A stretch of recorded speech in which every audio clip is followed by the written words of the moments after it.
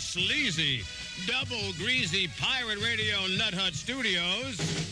It's time for the very first ever Southern.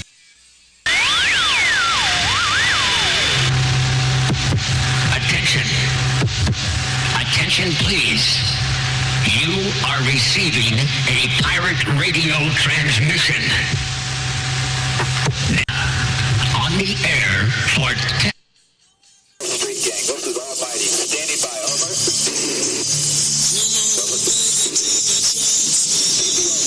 Go to the almighty. Standing by, over.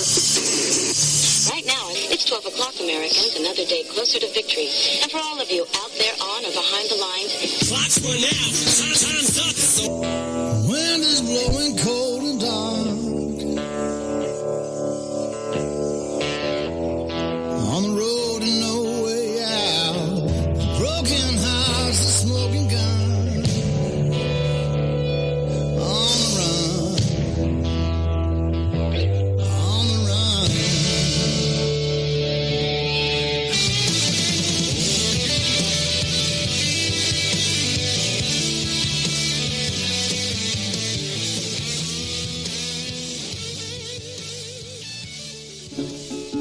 What's that smell like, fish, baby? Good if you really wants to know. Smell like pudding and it ain't on pie. Same thing that you know you have to buy. What's that smell like, fish? Good if you really want to know. I mean, good if you really want to know. Yeah.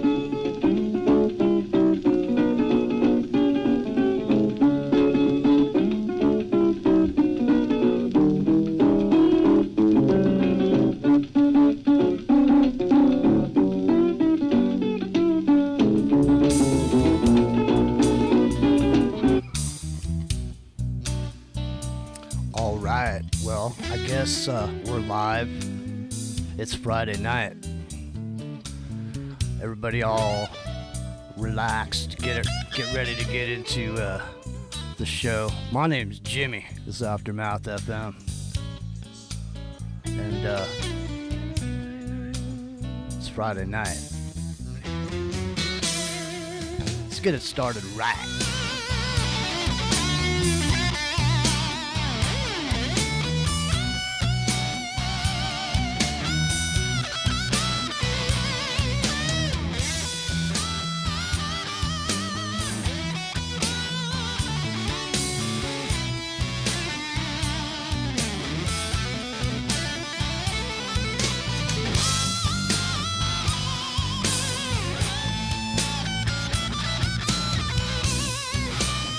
It's a fish fry.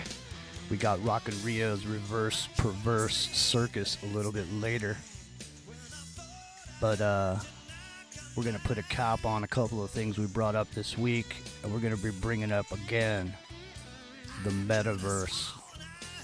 Tonight it's the mega-verse on Into the Microcosm Aftermath FM.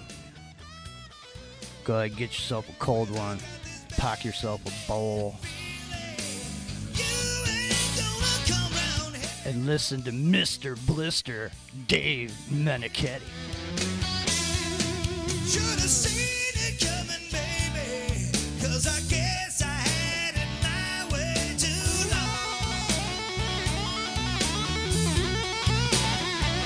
You said you wanted something different, but I just kept on playing the same old song. Oh, and I did. Now there's no more fooling myself. Now I know I must have done you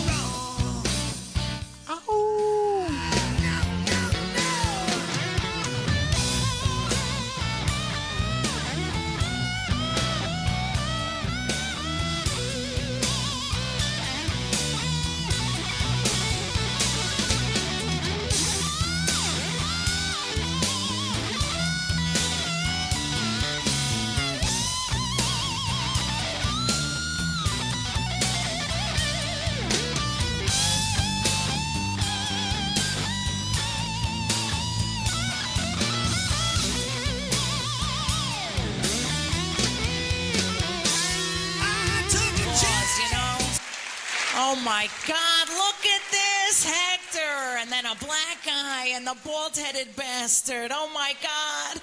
Looking at this head, it reminds me to go home and clean my dildo. That's not true. Mine's black. Anyway. Oh, that's right, bitches. You know me. I bang a lot of black guys. That's my thing. That's right, son. Yes, son. It ain't by choice. I just haven't lost enough weight to get a white guy to fuck me. That's the problem. You white devils with your skinny bitches, I gotta put up with that. Because black guys enjoy the padunka-dunk, son. Isn't that right? Even though you're kind of a white black guy, like, you know, a Bill Cosby black. You know, a black guy with white features like a job and a cell phone. You never see that? That must be some prepaid shit, motherfucker. Prepaid. But black guys are cool. They do like a big ass. My black boyfriend says the bigger the cushion, the sweeter of the pushing. Bull. He just wants to have something to hide behind when the cops start shooting. Because once you... What's the problem? Smells like fish in here. What is that? What was that? Some sort of signal? Huh? Is that a signal? No. You wearing a wire? No. It really does smell like fish in here. You're a damn cop, ain't you? That's it. Show these guys what we do to cops. Say hello to the devil for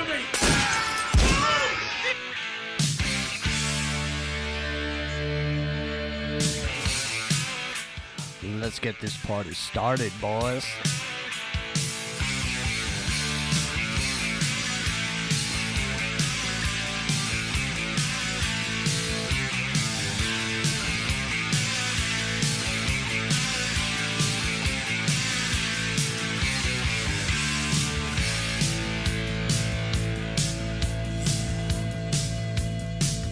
It's Aftermath FM.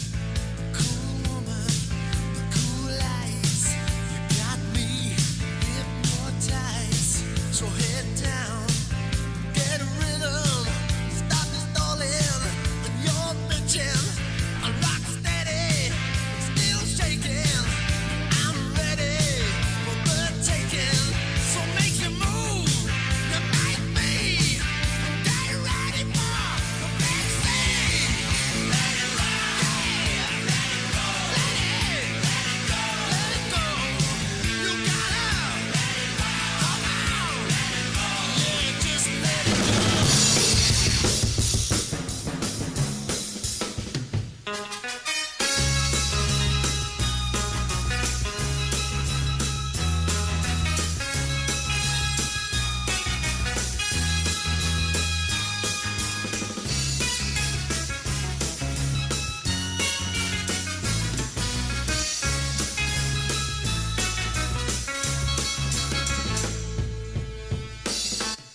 Epic Tournament.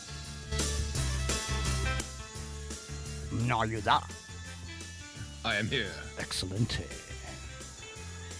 Oh, it's good to see you, man. It's been a long week. We made it. Yes. Man, it's TGIF, man. Thanks God it's Friday. Yeah, and I mean that. It's hard to make it down. It's coming in hot on my Aftermath FM app on my iPad. You can find that anywhere you find apps, ladies and gentlemen. And it's probably free. Go ahead, help yourself. And help yourself over there while it's still going there. $79 a month. You don't want to pay $10 a month. It's $120 a year. I mean, I'm just saying. You know, I'm not your bookkeeper, but if you got the 79, it's better to spend it now, get it pain over with for the 79, and then boom, you save that money. I don't know how long it's going to keep going, but however long it is, if you get in there, you'll get it done, and it's clean, nothing. You don't have to do anything. Just that's it. Super easy. Epic Journeyman, are you that? So, I'm still here. well, Yep. so you know, it's been a long time since we rock and rolled, almost 24 hours, and so has anything crossed your? Well, you know what, man? Look, let's not waste time. Let's get our buddy in here before so we can all be here talking. Songs, but wait a minute, something's wrong.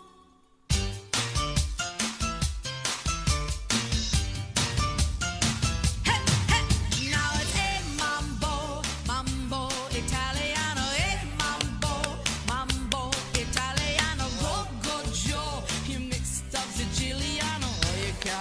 they do the marble like crazy. And hey, mambo, don't want a tarantella. Hey, mambo, no more the mozzarella. Hey, mambo, Italiano, try an enchilada with a fish of bacalao. And hey, gumba. Hey, Goomba. Hey. What's happening? Y'all awake? You got your green tea rolling. You got everything going. Because I know you've been hot to trot with this Zuckerberg and reverse speech, the reverse perverse circus coming up a little bit later. Yeah, we've obviously we know he did his little presentation about the megaverse, and we did a little special presentation on it the other night. Yeah, and we'll replay a clip or two from that, just so I don't have to redo it in one direction. But that was an edited down 11-minute version. Yeah, and, so they took some of the things didn't quite make sense, didn't line up, especially where the cuts were. So I've gotten the entire version of it now, and what they did. I'm still actually doing this on the side right now, even as we're doing this, and I have 3 more pages of reverse that it's just a continuous stream. And it's all about the magic, and it's all about it's satanic, and the offer that they're giving us and what they're going to do to the earth. It's really bizarre. It's all about the satanic mechanic, isn't it? Yeah, it is. He comes right out and says, the one line is so I serve you now, you must get it, and it's all satanic. I mean, and he says it clear as a bell. So, well, you'll be ringing our bell a little bit later. I know you got to continue on with your finalization of the analyzing of the information. Now, I want to jump back over here with Epic Journeyman. Epic Journeyman, a couple nights ago, we were on here with Doc McCarran, and he was giving us a full report on his analyzing of these vials. And in the course of him being on, I found out about an interview that he did with some dude. And I happened to hear the interview on another radio show, and the radio host was playing the interview and ripping on what an unprofessional punk this broadcaster is. And I got to say, I have to agree. Jeff Rentz was, commenting on this guy's journalistic capabilities, and it's clear guy's got a fucking agenda. Okay, so it's hard to find the truth when you got an agenda, ladies and gentlemen. You're either looking for the truth, and you got to go where that goes to find that, regardless of what you find out. Or you're only looking for the truth that supports whatever program you're trying to put forward. So we're gonna definitely take a look, because now today I'm sitting there and I'm just minding my own business, and I tuned into a friend of mine's show, and she happened to be playing a clip of this very same very same broadcaster with another person on the show, coming out on the show and accusing Doc McCarran of being associated with the pharmaceutical companies, saying that he's tied into Wuhan, and he's tied into this, and he's tied into that, and blah, blah, blah, and she's ready to debate him and all this shit. So it's quite concerning. Really, it's troubling that, the alternative media has come to a point where if you don't subscribe to the specific point of view that a group is trying to get out there, like the Council for National Policy is using their people to push a certain agenda, and if you don't go along with that agenda in the alternative media, well, they're going to turn on you and try to come against you, and I'm honestly not going to let that happen around Doc McCarran. He's a respected person, around the world for a lot of reasons. And, we support Doc McCarran. So hopefully this debate will happen, and we'll get the person. Maybe we'll be able to have the debate someplace in a neutral format that no one has an axe to grind. So I'm gonna Epic Journeyman. I want to come to you for a moment because we're working on this for next Tuesday. We'll make a full presentation next Tuesday. We'll mention names. Today I don't want to mention any names, but but we can mention this name. This is a particular doctor that's caught up in this controversy, which is people are saying there's certain things floating in this solution, and so it through the testing and analyzing that the doc had done, it unequivocally proved that there was no hydras in these vaccines that they tested. So Epic Journeyman, give us a teaser. What have you found out about this so-called doctor over there that's finding these hydras, staking her whole career on it? She said she'd hydras and graphene, right? Graphene oxide, and neither one of those are in the solution that Dr. McCarran was looking at all. And what I found was my spidey sense was going off a little bit. I started looking in a little bit because, as I often do, I'll travel the world, so to speak, virtually, right, and find out where these people are coming from and where their origins are, and what they did before we heard of them. And it turns out that this woman, Dr. Jane Ruby, I keep wanting to call her Dr. Ruby, but it's or Dr. like Dr. Judy, basically, but it's Jane Ruby. And she went to this university. She's a psychologist. She's not a medical doctor. She supposedly has a PhD. I have not been able to confirm nor deny that she has a PhD. Okay. But it is in psychology. And what I have found is that she went to this university. She claims this university of can I ask you in a question? Spain. Can I ask you a question? Go ahead. Yeah, I'm just curious. Now, in the battery that you would take to become a psychologist, do you spend quite a bit of time on microscopes and doing analyzing? No, you do not. Oh, okay. So, because I get confused when somebody says they're a doctor, and then they tell me something, and they have all this expertise in the medical field, and they know all about viruses and stuff. It turns out psychology. Couldn't I be a fucking veterinarian and call myself doctor? Well, a veterinarian would be more skilled and have a little bit more expertise in this field. There you go. And I'm not picking on the woman. I'm just saying, what I'm finding is this is what it is. And she claims she was part of the study at this place called the University of Almeria in Spain.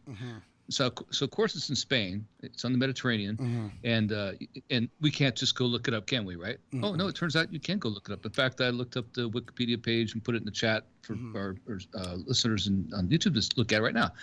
And there's a Forbes article that references it, and there's so it started building the case that this is bogus, is all heck, because it turns out that the people from the University of Almeria, which is a college, like I said, on the Mediterranean coast of Spain, with 11,600 or so students, which sounds like a lot until you realize that Grossmont University Junior College, mind you, Grossmont Junior College in El Cajon, California, in La Mesa border there, where I went, right, has 18,000.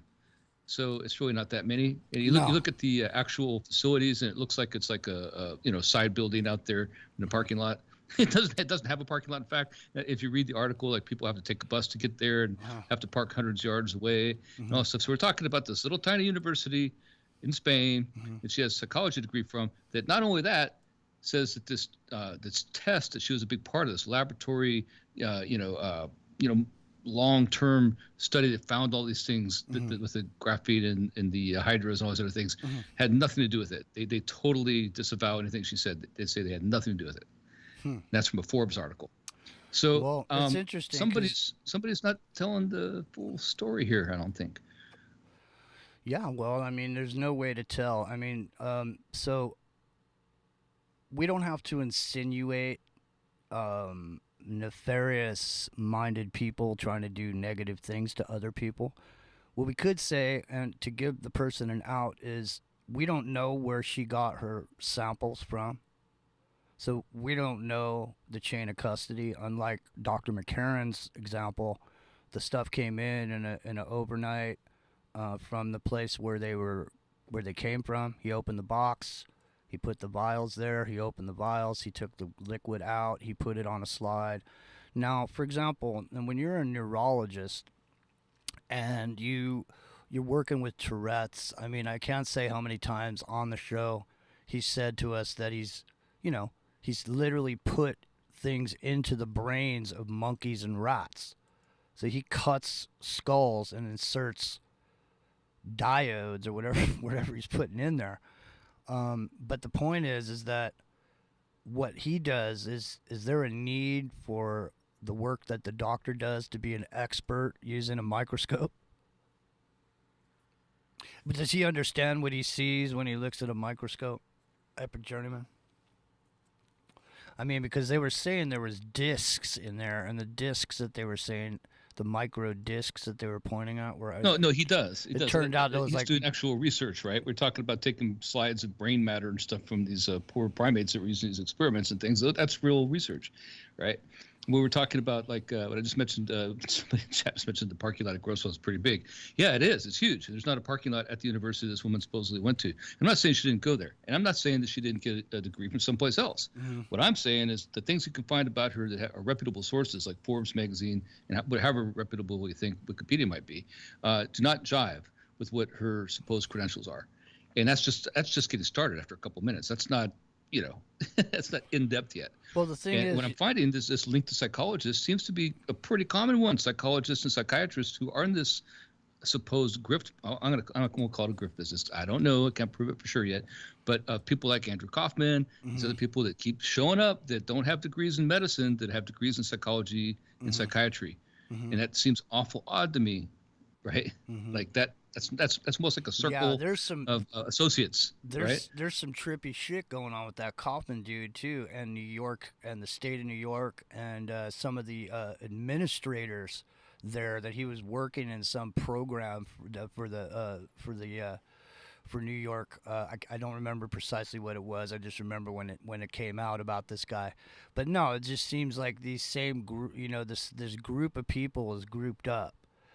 Whether they're all together and they know it or they don't know it, and whether they get supported because they're knowingly doing something or because they somehow get a money bomb or whatever, they get donations or whatever it is, however they make it fly. But you take a good-looking, seductive character in a demographic that's mostly men across the alternative media, and you put that person out there with a point of view, somebody's going to click on it, man. It's, and so like the information that's getting put out there is not being, there's no opposing information. It's all singing to the choir.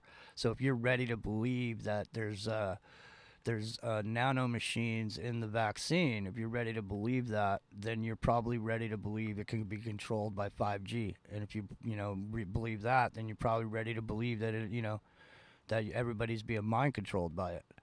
But I mean, you don't even have to go that far out on a limb. All you have to do is take the simplest thing, which is what the doc proved, is that those vials contain ingredients that are not supposed to be there. There's dirt, there's specks, there's all kinds of stuff. There's no hydras that were shown on the film that he brought to the show and showed it. There wasn't any of that. So and hydras you'd see them with the naked eye. That's what we pointed out during the show on Tuesday, right, or Wednesday, was that hydras get up to almost a half-inch long when they're extended, 30 millimeters. So it's not quite half-inch, but certainly big enough to see with the naked eye. Even when they're contracted, you're going to see them as a big chunk of something floating around in the vial. You wouldn't miss them. Well, hopefully we'll be able to get this whole thing, shook out, and they'll have their debate, and hopefully we'll do it here on Aftermath FM. I don't know. We'll try. Well, to be fair to, he did say that their theory was because they're indestructible, they chopped them to teeny weeny pieces and put them in there, and then they'd reassemble in your body or something, which is utterly ridiculous. But that's the premise, I guess. You still see them. Do you know there's frogs in Alaska that just sit there, and then one day they freeze to death, and then when the spring comes and they thaw out, they get back alive again? Yes, I do. And did you know that there was actually a geode, right? It's a rock, right? Yeah. That you break open, like they sell at these rock shows in Arizona or something, right? And so these guys broke open this geode, and when they looked inside, there was a frog inside the geode. It was all like desiccated and stuff, right? No. And looked all like, practically as a mummy, Yeah. Like, wow, how'd that thing get in there? Dude, when things got moist and everything, it hopped away. Get out of here.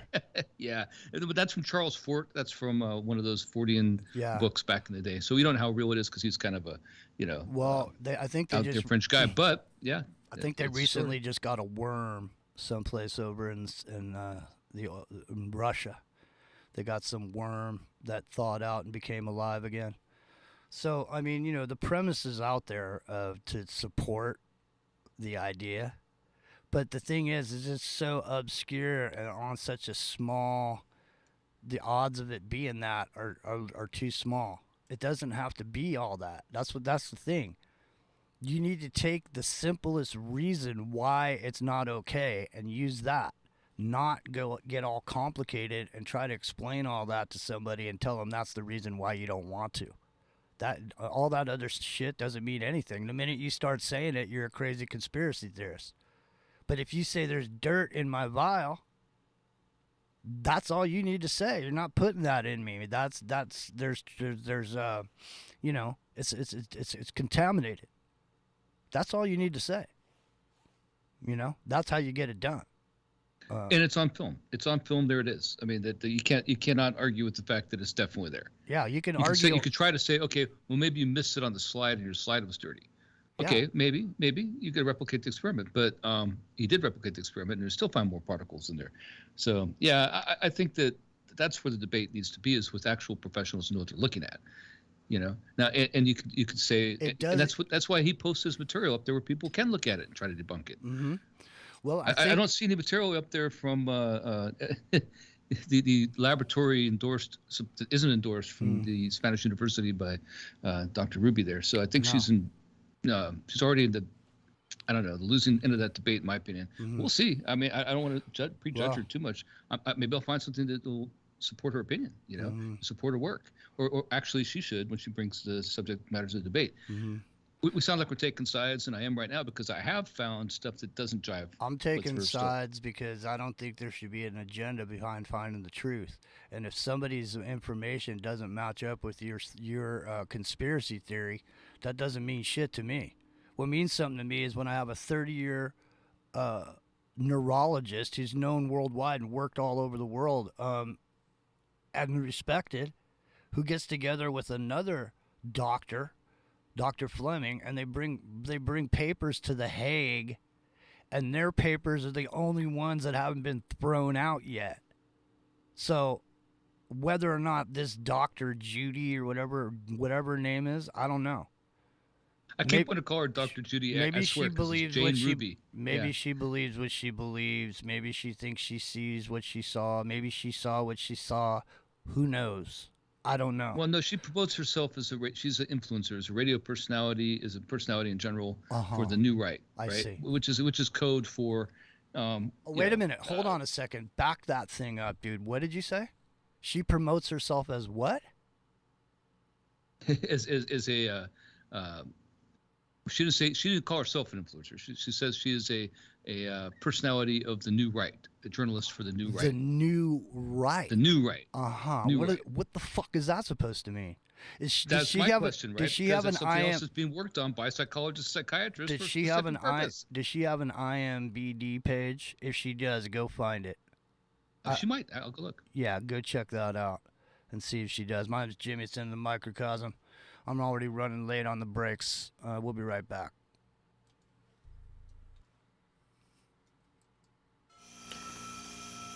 Take a journey into the real underworld of our governing structures. Everything you wanted to know about power, evil, magic, murder, ritual, and sacrifice, as practiced by the ruling groups on this planet. The Light of Darkness, a warrior's tale for our time, as told by a Navy SEAL, CIA contractor, and initiate of Palo Mayombe, one of the oldest and most precise blood magic systems on the planet. Available exclusively on Amazon, in Kindle and paperback. Get your copy today. Extend your life with Extendovite. When your doctor tells you have bad cholesterol or blockages in the arteries, what do? When diet and exercise is not enough, we try medications and hope for the best. For the last 2 decades, I have been telling people about a natural method to help solve these problems and more. Extendivite can help maintain cardiovascular health and lower blood lipid levels in adults. The 7 herbs in Extendivite are known to work together synergistically to get the results we hope for. There are many testimonials on Extendivite's effect on circulatory-related ailments. Get Extendivite today to start your journey back to a healthier life. To order, call 1-877-928-8822 or visit heartdrop.com or see us on amazon.com. Extend your life with Extendovite.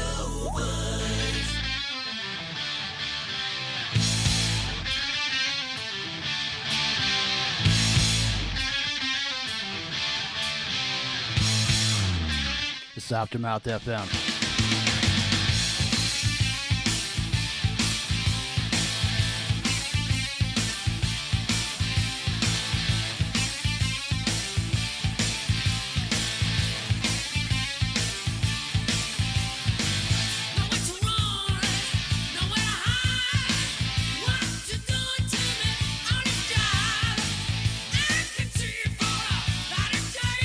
Monday through Friday, 10:30 Pacific, right here. Immediately following Clyde Lewis and Ground Zero. Bruce McDonald's over there in the chat, into the microcosm with Jimmy G and Strike Zone. Rockin Rio, are you there? Rockin Rio. Excellent. Hold on a second. Let me get rid of Fastway. That's Fastway. Say what you will. Listen, dude. Is there Epic Journeyman? Is there any video of this doctor anywhere? Get a video over. Get a video over to Rockin Rio. Rockin Rio, you ready to go reverse perverse on this? She does have an IMDb page. Okay, she does. Okay, let's read that. Rockin Rio, you want to do some organic reverse perverse right now on this doctor? Sure, we could do it. We'll just do it like live right now. He hasn't prepared this. We haven't prepared this, but now all of a sudden, I'm all of a sudden, I want to hear what I want to hear about her page now. Tell me about this IMBD page, and see if you can send a video over to Rio over there, because I have never looked at this woman's videos. I only heard the interview over the air.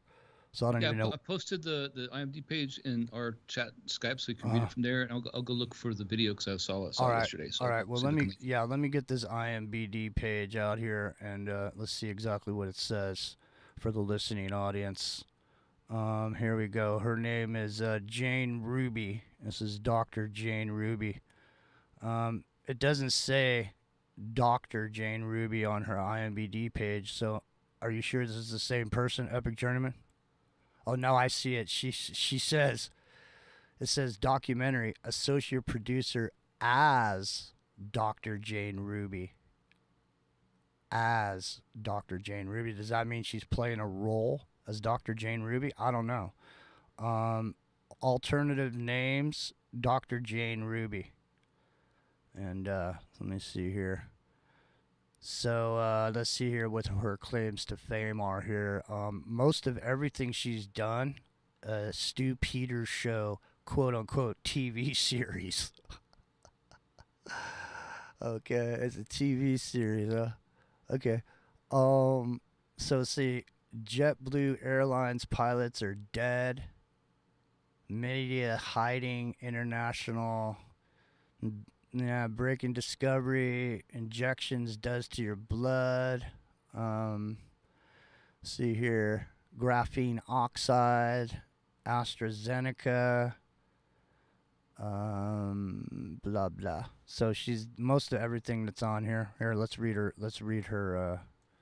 Her thing. Jane is a Washington D.C. based television personality, a new right political pundit, film producer, and author of A Sea of New Media, and has hosted television shows such as Dr. Jane's DC and Inside Look TV magazine. a graduate of the University of Rochester. She holds 2 doctorate degrees in education and psychology, 2 master's degrees. Hold on a second. Hang on a second. I had to click on it to get more, and now it threw me out of the box. And now, okay, so 2 master's degrees in nursing, an international health and economics, and is highly published in global health economics, as well as contemporary media, social issues, books, articles. Website contains blog posts and interviews of and by her. So she wrote this, obviously, this thing here. So it says, mini bibliography written by Jane Ruby. So there you go. That's her qualifications. Epic Journeyman, all you that. Did you find that video? I sent one over. I'm looking for some other ones. She has a bunch of Facebook stuff. Like so she's really a Facebook personality, like which I'm not a subscriber to Facebook, so I have to try to. Yeah, that's okay. That's all right. Well, I'll find something on her. So there's a bunch of like hour-long, 52-minute ones on Facebook. That's all you need. Facebook page. Yeah. Hold on a second. Let me get something. So, Rockin Rio, how you looking on Zuckerberg now? I got plenty on Zuckerberg. Yeah. So listen, I don't want to go. We don't need to go down the tubes tonight on this. We can do this, Tuesday night, like we said we were gonna. Yeah, for sure. And like I said, we'll look into her, as I'm sure the doc will as well. The credentials that are posted up there, because you can find out if she's got a PhD from Rochester. That's certainly something we could find out. Well, if you know what I mean? If you find something really good on her and you want me to do it for a reverse, I could record it and give it to you guys to use on Tuesday night as well. So yeah, we'll do it. We'll get a hold of you over the. We got a whole weekend to go, so we're all good on that. I just, the thing was, right, and she may be totally legit. I wasn't. We'll find out. I hadn't been looking into this, but the few things that Epic had brought to the table here, combined with some of the stuff I was hearing in this interview that I heard earlier, it just kind of made me get a little bit, maybe feel like pulling out the chainsaw right now. But you know what? We'll just wait. I'll oil the saw. I'll sharpen. We'll get all the facts in, right? We'll sharpen the saw, and then we'll just bring it back next week on Tuesday night. So make sure, if you're listening now and you want to get into this, come back next Tuesday. We'll have the doc here. We'll bring up some of this information. Maybe by then he'll know when the debate's going to be. We'll marinate on it for a while. Yeah. So listen, let's shift gears then, man. So look, but this kind of ties into it because there's a group of people out there that seem to work together, and you can sort of notice these groups. I mean, I notice who people, where they go, what shows they're on, what groups of people. I mean, you notice this kind of stuff, and so there's these groups of these people that run these grifts, man. It's like grifts. They seem separate, but really the whole thing's a big operation, There's a few of them running around. We don't need to mention any names. It's 11/11 on the West Coast. But anyway, there's these things running around here, and it ties exactly into the metaverse, doesn't it, Epic Journeyman? Because, I mean, these are like, when you think about this, and you think about the Men in Black, and you think about all this, is, think about being in the metaverse, You'll be able to go here, go there, do anything you want in there. Is there going to be cops in the metaverse? Is there going to be some undercovers in there? Snitching and listening to you. How are they gonna censor the metaverse like they do on? It's horrible, man. It is horrible. I know. Break it off, man. Look into it a little bit. Okay, so they printed an article in August of 2020 because it was originally going to be. It was called Horizon, Facebook Horizon, before they changed their name and stuff. Yeah. So they've been working on it for a long time. It came out of F8, which, like I said, Fate, right? F8, their research building. We're working on brain computer interfaces, right? BCIs, and all this stuff kind of came at the same time. Said, well, this is how we're going to go. We're going to go with this Horizon, and so they started promoting it to the VR community. Starting I think like 2019. In this article, I'm going to read a paragraph, opening paragraph from. Yeah, go ahead. From 2020, August. So check it out. This is from The name of the article is Road to VR. It's a daily thing. You get updates every day from all over the community. And so check this out. It says Facebook Horizon is shaping up to be an interesting social VR offering with powerful building tools that will allow players to create and share their own worlds. But equally powerful are tools the company has baked into Horizon for monitoring users and enforcing Facebook's version of appropriate behavior. While Facebook would like users to think that hanging out in Horizon is no less private than being in a public space, there's several huge differences. First of all, the users in Horizon are involuntarily recording each other.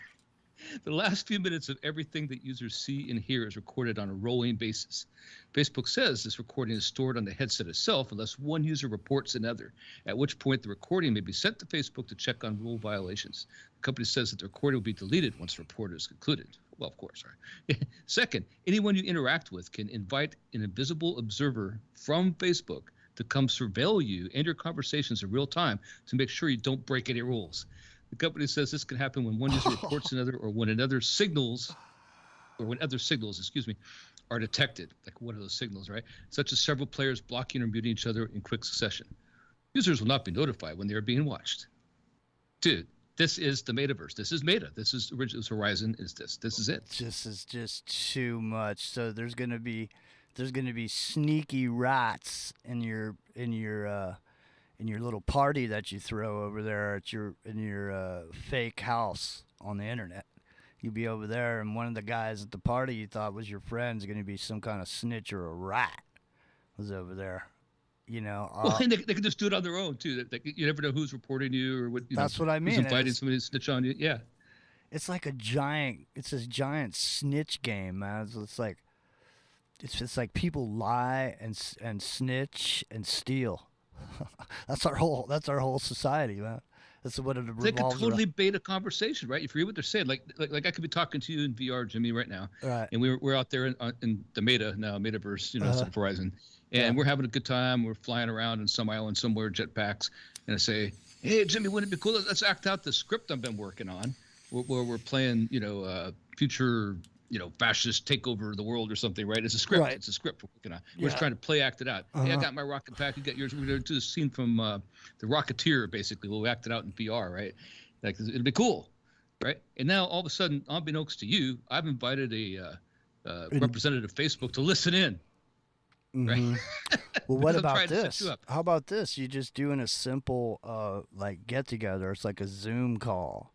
And you got a bunch of your buddies and people you know off the internet. And their little icons are all sitting around on couches and stuff in this VR thing, And there they are. Everybody's there. Thinking everything's cool. And somebody starts going, "Hey, Epic Journeyman, are you how do you feel about guns? Are you a big gun enthusiast?" And you go, "Oh yeah, man, I love guns. I got 20 guns, man." And the guy's like, "Hey, what kind of guns you got there, Epic?" He says, I got myself a this and a that and a this and a that, but what do you got, Epic Journeyman? And then I got a railgun. I got a railgun that shoots 13 miles at Mach 7. It actually goes 90 miles. I had to put an inhibitor on it because I don't want to blow up anything, beyond the island's range. I'm just saying, right? Yeah, anytime you're in a room, a chat room or whatever, you don't even have to be in the metaverse. When somebody's in there and starts asking about guns or starts talking about guns or whatever, come on, man. Right, and I could totally be making up a story to sound good, like the railgun story, right? Next thing you know, that last couple of minutes, they report you for some kind of content violation, right? And it's been recorded by everybody else in that room, and it's evidence. Okay, so let me play out a scenario. Now, I played this out to you before the show, and you told me there was an episode of a popular show that resembled what I mentioned. So I'm going to bring it up now, and I'm going to say, so let's say I'm in the metaverse. There's these invisible men in black who are listening to my conversations at my party that I'm holding in my little room there, and now I get in trouble. Okay, can they disappear me now? I'm invisible. I can't get into the metaverse, dude. Yeah, I can see myself, dude, but I'm just white lines, man. Nobody can see me and nobody can hear me. It's like when somebody blocks you out of a chat and you're in the chat and you're putting everything you're typing in there, but nobody can see it because your shit is 100%. muted. You're on mute, dude. Go ahead. What do you got to say about that? The first episode ever, I believe it's the first episode. Officially, it's a trilogy on Dark Mirror. Everybody knows Dark Mirror now. It's been around, I think, in the 4th or 5th season right now, and it takes place. It goes back and forth. There's a Christmas theme to it. This guy's in a shack. These two guys are together trying to shelter this little like cabin together. They're telling these different stories, and that's like the overarching theme, right? But the thing that's going on is, it turns out that this one person, the crime in the future, the way they punish people, is they disappear them, they ghost them, so nobody can see you anymore. So what happens is, it's like a cloak that goes over you. You can see everybody else, but they either don't see you at all, or it like gives this like image of like a red faded out thing that somebody don't like or should be not listening to is in your area, but you can't see or hear them personally. Like you see like the shape of the body, but you don't get ghosted. And it's a form of punishment, so you can get ghosted for like a year, a week, or whatever. That's it's like shunning. It's like electronic shunning, man. They just fucking. You're muted. I don't want to give a spoiler what happens in depth. It's a good episode. You should watch it. It's hey, really you're muted, Rio. You can't talk anymore. You're just white lines, man. No one can see you. You're just a ghost in the game, a ghost in the machine, dude. You know what I mean? Rockin Rio, are you there? He ghosted me. He's ghosting me right now. It's because his social credit score has been sullied. Because it's so cool that Dark Mirror did that too. They have an episode called Nosedive, which is a really famous episode on Black Mirror now, because early on, I think it was in 2018 that episode came out, where the girls, everything's about social karma. Like you get in a better apartment if your social karma's high, you get a better job if your social karma's high, and everybody's all linked to their phones and stuff, and they're trying to so you got to be careful. You got to smile right to the right person in the elevator.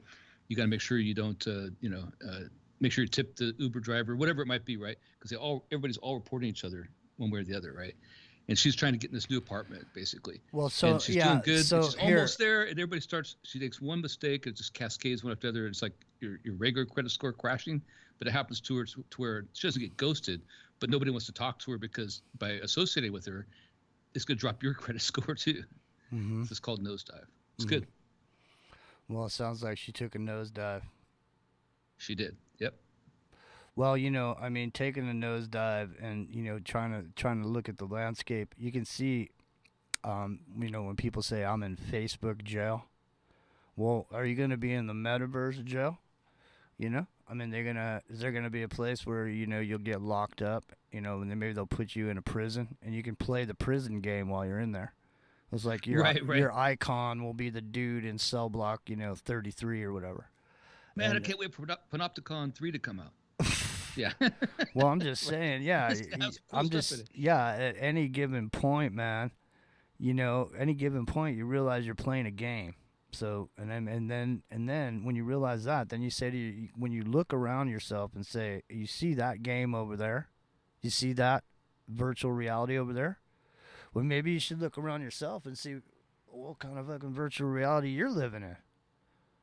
Is it that simple? Is it just like that? Is it just like playing a game? You win some, you lose some, Yeah, an enforcement mechanism is going to be just like that. Like you'll get a taste of what it could be like if you just improved your social credit score or whatever. That won't call it social credit. Your meta score, whatever it is, right? It'll be meta score, I'm sure. Well, what if it translates? What if it translates from the digital world onto the street? So now, remember the Facebook money, the Bitcoin they wanted to make, the Facebook coin, the Zuck bucks? Yeah. Don't you think that it starts out with two separate entities? So it starts out with you out here putting on this thing, okay, but you're still out here. But eventually they take what's out here and what's in here and inside the metaverse, and they meld the two things together so that the real world melds in with the mirror world, and this way it's hard for you to even discern. In other words, you could go to the doctor in the metaverse, and the icon or the avatar that you're looking at that's saying he's the doctor is actually the doctor. And he's actually looking at you through your computer, but relating to your cartoon-like representation on the screen. Except it doesn't have to be cartoon. That's what I've been saying all along. Like I people, know. They make it look cute. It's not like that at all. It's actually as close to reality as possible at any given time. So what it's all about processing power. So what I'm saying is your ability or need to exist in the physical world becomes less and less, and your physical entity in and of itself gets tied into the social credit scores and all the other shit that's going on inside the metaverse, so that it translates to you when you go down to the store or you go down to the bank, just like you're saying. You make, listen, you know what, it's like this. What you're looking at is, they have this service where you can rate people's businesses. You just go on there and you say, you can make a comment. You go over there and say, oh, yeah, I really like this restaurant, man. 5 stars, great food, excellent people. Really, I had a great time. Inexpensive. 5 stars, man. Or, nah, I went there. I seen rats in the kitchen. Guy's hands were dirty. They treated me like shit. I'm never going back. 1 star.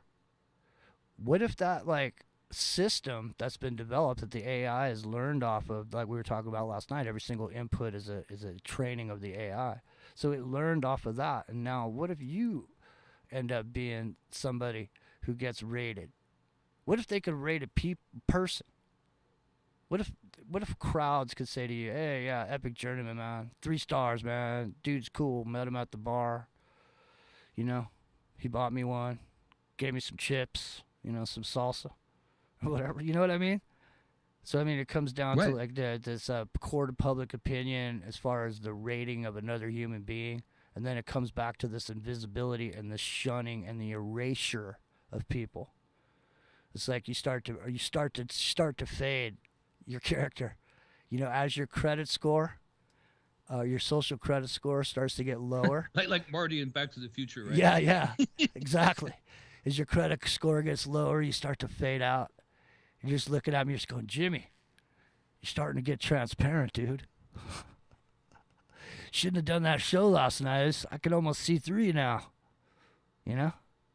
Seriously. Because that's the AR aspect of this, right? The augmented reality aspect is really what they're shooting for. So we're talking about mirror world and the hyper reality that's based around it, and it's going to combine with this metaverse. Is that the cameras and things that are going to be, whether it be your BCI or whether it be in your glasses, what it's going to be is it's going to overlay everything in reality. So you'll look at it, it gets coordinates of everything is real. So you'll be walking in the real world outside doing your thing, right? In your skateboard, whatever. It's constantly mapping. It's constantly overlaying projections of things, holographic images on top of everything. And that's why it's going to look so convincing and real, is because at a certain point, you're going to become so accustomed to those overlays that look real anyway, that you're first of all, you're going to miss them when they're gone, because it's going to have all the information. Like, if you want a little pop-up window, when I meet Jimmy, oh yeah, here's the year and the place and the time and all that stuff, right? Or somebody starts talking to you like, where did I meet that person before, right? People talk about that kind of aspect, but it's going to be so instantaneous and so natural that as long as you're on the right side of the score, so to speak, right? Like those different capabilities will be removed. You know what I mean? Those will be things to be in the Facebook jail. You'll just lose different abilities, but you'll know what it was like to have them, so you'll want them back. You know what I'm saying? People get so accustomed to it. So these things like flying around your little cartoon body, floating around, and the kind of things they're kind of highlighting for Meta right now, that's just to give people, the idea what it could be like. What about kind of this? Look cartoony, but it's not like that. What about this? It will at first, but it's going to be, Now, I know you're not on Facebook, but Facebook, what they do is they take memories and they put them together for you in this little slideshow thing. And they go, oh, hey, it's whatever it is. Here, check out our video we made of you, all your stuff that you did or whatever. And it shows this thing. So it's this little thing, plays some music, there's some graphics or whatever.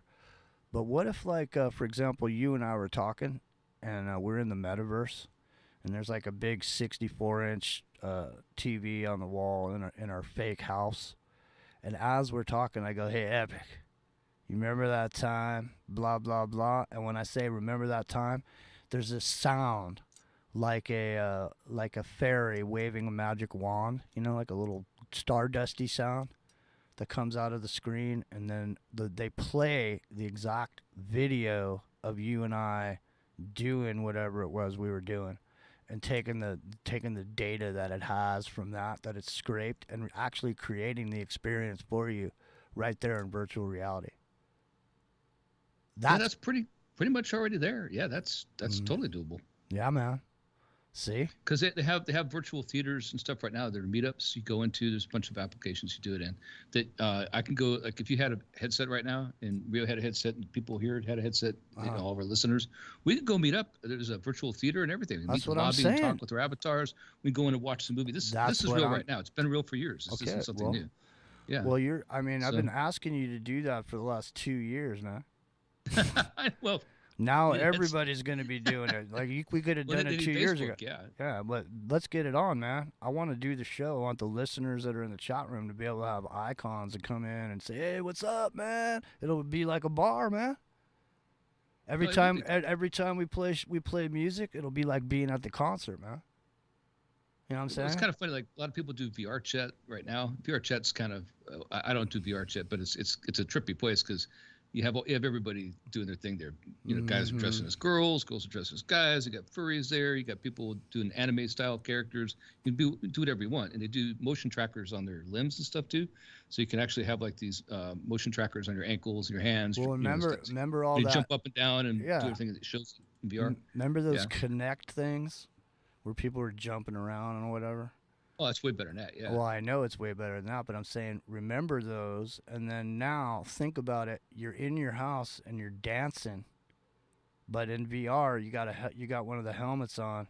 You're dancing in your room, and it's showing you on the screen in your avatar dancing just like you're dancing in your room. Yeah, it does that right now. You'll be at a party. Yeah. You know, you'll be on the dance floor. You know what I mean?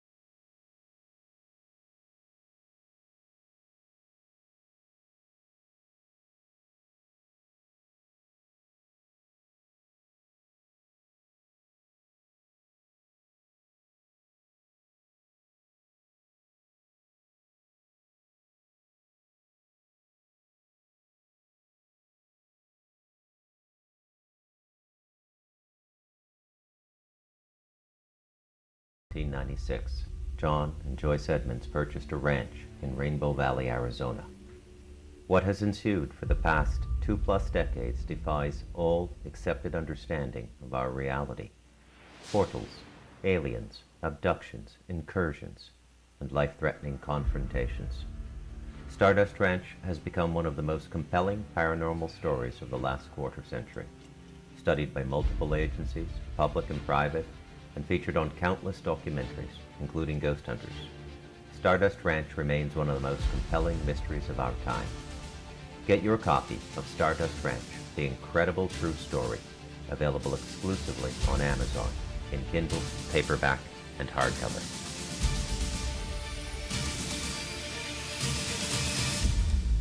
It happens more often than we can imagine. In my case, I was sitting at home, and out of nowhere, I just started feeling uncomfortable.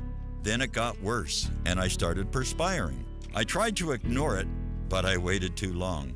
The chest pain came as we were driving to the hospital emergency. I felt my life clock begin to tick. I barely survived. There was lots of damage done to my heart. What do I do now? I was lucky. I took a leap of faith and tried a 7-herb formula with hawthorn, garlic, cayenne, and more called Extendivite. Herbs have been used for thousands of years to keep us healthy. If you're not using Extendivite as a preventative supplement, maybe it's time to start. To order, call 1-877-928-8822 or visit heartdrop.com. Extend your life with Extendivite.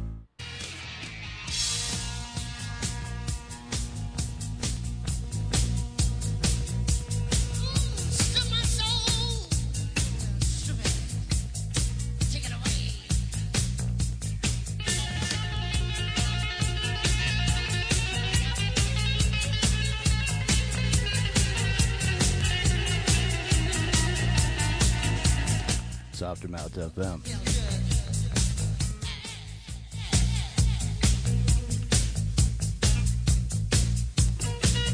Friday night.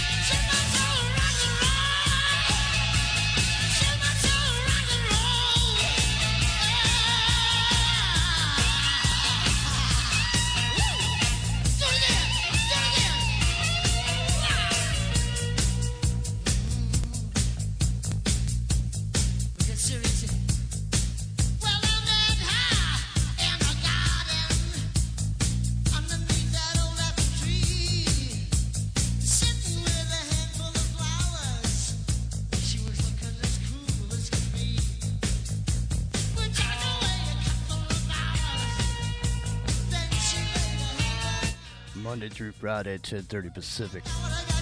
Right after the big man on campus, Clyde Lewis, Ground Zero.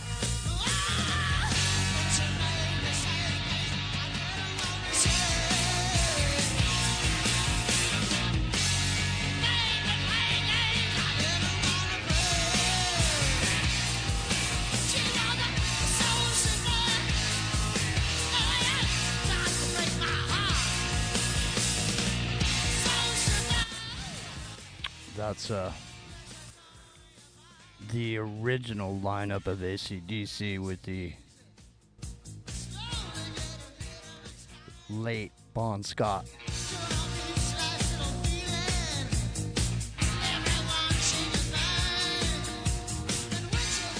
Australian band with a Scottish singer.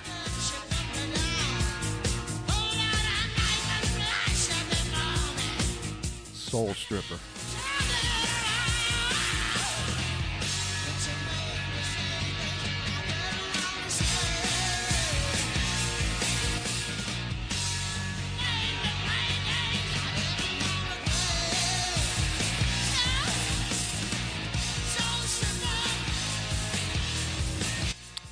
Those guys rocked.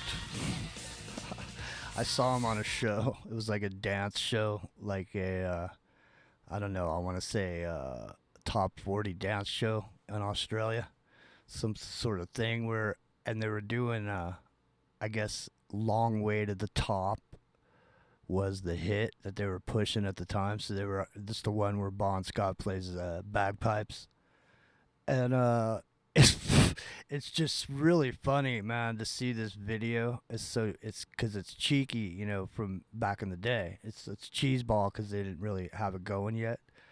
But it's cool because it's like most of the people in there that are dancing are a bunch of really good-looking women, and it's just Bon Scott up there with this with these bagpipes. It's really funny, man. Really fun. I highly recommend you check that out in your spare time. You got a spare moment. My name's Jimmy, it's in the microcosm. It's Aftermath FM, and we are here. Rockin Rios here over in the laboratory. He's been working tirelessly today on Zuckerberg, because we're taking a look at the mega-verse, which includes the outside world, not just the metaverse, but, you know, are you going to bleed from the metaverse into your physical self? And are you going to bleed your physical self and everything that you are in this real world into the, you know, are they going to allow you to live a separate fantasy life? Or will they eventually make you be who you actually are in the metaverse? And then if you were who you are in the metaverse, would you want to even be in it? Would you want to be in the metaverse if you had to be who you are and look how you look and drive what you drive and live where you live? Would you do that? That was the big, further in that article, I think it's that same article I started to read, it talks about that. Like how, damn, I just like, you're on it. Yeah, you're on it. You know, it's funny. It just comes out of my head. I've never seen any of those shows. I've never read that article, but it all comes out. It's just amazing. It's literally like I'm like the amazing Kreskin. Maybe I should start wearing one of the. Remember when Johnny Carson used to wear that hat? As I was thinking, yeah, put the hat on, right? Give me the envelope and I'll tap it against my skull or whatever. All right, go ahead. I'm just fucking. No, they were saying that that's the issue. Like Facebook was trying to enforce that the real you identity thing for Facebook, right? But exactly what you're saying. How are you going to do that back then it was Horizon still, where people want to have this alternate, because they knew VR chat was already out. It's people are taking these avatars, making them however they want to be their alter ego, right? In the virtual world. Mm-hmm. So if you enforce them being themselves, it's going to take business away essentially, because people don't want to be themselves all the time. Like you said, they don't want to be that. But I do think they are going to enable you to do is give you access to see just the fantasy world. So in other words, if you're at work or whatever, you can maybe see things, with the overlay. Mm-hmm. But if you wanted to have like a virtual, medieval themed world or space themed world or whatever, Buck Rogers kind of thing, whatever it is, Star Trek, whatever you imagine is your playground, you could enter a certain amount of time in your free time where you're not going to hurt anybody, you're not going to be out there walking in front of a bus, and see just that. Like it'll take your real world input out and just overlay you'll see the overlay. That's definitely not only doable, but I think being worked on pretty extensively right now. So well, I'm just saying. I mean, one of the reasons that Halloween is as big as it is, as far as dollars being spent, is because people really enjoy being not who they are or not who they have to be. So in other words, I mean, we've done the show on masks, and I mean, the thing is that how much of what we put out there on a physical level, in the real world, how much we put out there of that is really an act. In other words, you're not the responsible dude with the button-down shirt and the tie tied just right, or the girl or lady who got your makeup just right, your dress just. You're not that really. You do that every day because that's like the act that you got to put on when you go out. But really, you want to wear the fluffy costume or whatever. You want to be the fairy, or you want to be the dirty nurse, or whatever it is. People dress up. You know what I mean? You want to be the cowboy or whatever. You know what I mean? The army man. I don't care what it is, but I'm just saying, you really don't even have to be human. A lot of people, like in VR chat, a lot of these people are like furry characters that walk around as a raccoon or, whatever, right? That's what I'm saying. Stuff. We're into it. Like I said, and the dance scene is huge. I don't play it myself. It's really resource intensive. I'd rather be flying a plane or something. But the people who play it, they're really into it. They totally get into getting the trackers and doing the dances on the virtual dance floor and all that stuff. And you can talk and meet up with people. There's even people who've been married in VR chat already. I mean, literally married in VR chat. Can you imagine? You know what you could do is you could have like 100 people and mail everybody the same, drug, and you could all take it and at the same time, and then just have this massive party there. It'd be massive rave. Exactly. In the safety of your home. Be a rave. You have like your own padded room, so you can totally act out everything. There you go. You can't really hurt yourself. Yeah. Yeah. No, I could see that. And you got your sex doll in the corner. I mean, whether it's female or male, ladies, you got your male sex doll over there. Dudes got their other. You got your haptic suit on. The haptic suit. I'm telling you that is so what they're gonna do, man. It is. It is. I don't know how we're gonna fight that for the kids growing up. This generation's kids. Well, how are you going to keep them from doing that? That brings up another thing. So let's say you have one of these raves, okay? And can there be rape in the rave? I mean, what I'm saying is, could crimes be committed? Could somebody steal your Facebook money or whatever? When you go in the bathroom, could some dude jump you? And then it's like, is there invisible men in black who just come in? And put you under arrest. Well, there is, right? Because that's what that Horizon article is about. You could secretly, alert the Facebook staff that something's going on, right? They play the cops, and they do show up and just whisk the other person away or put them in Facebook jail or meta jail. Like I said, Panopticon 3 and 4 are going to be awesome. See? Man, I'm telling you.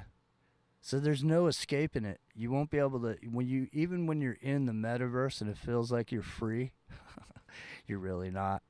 Because they already, even in the idea of the Panopticon, is that there is somebody always watching you. So that makes you behave because you think someone's watching you.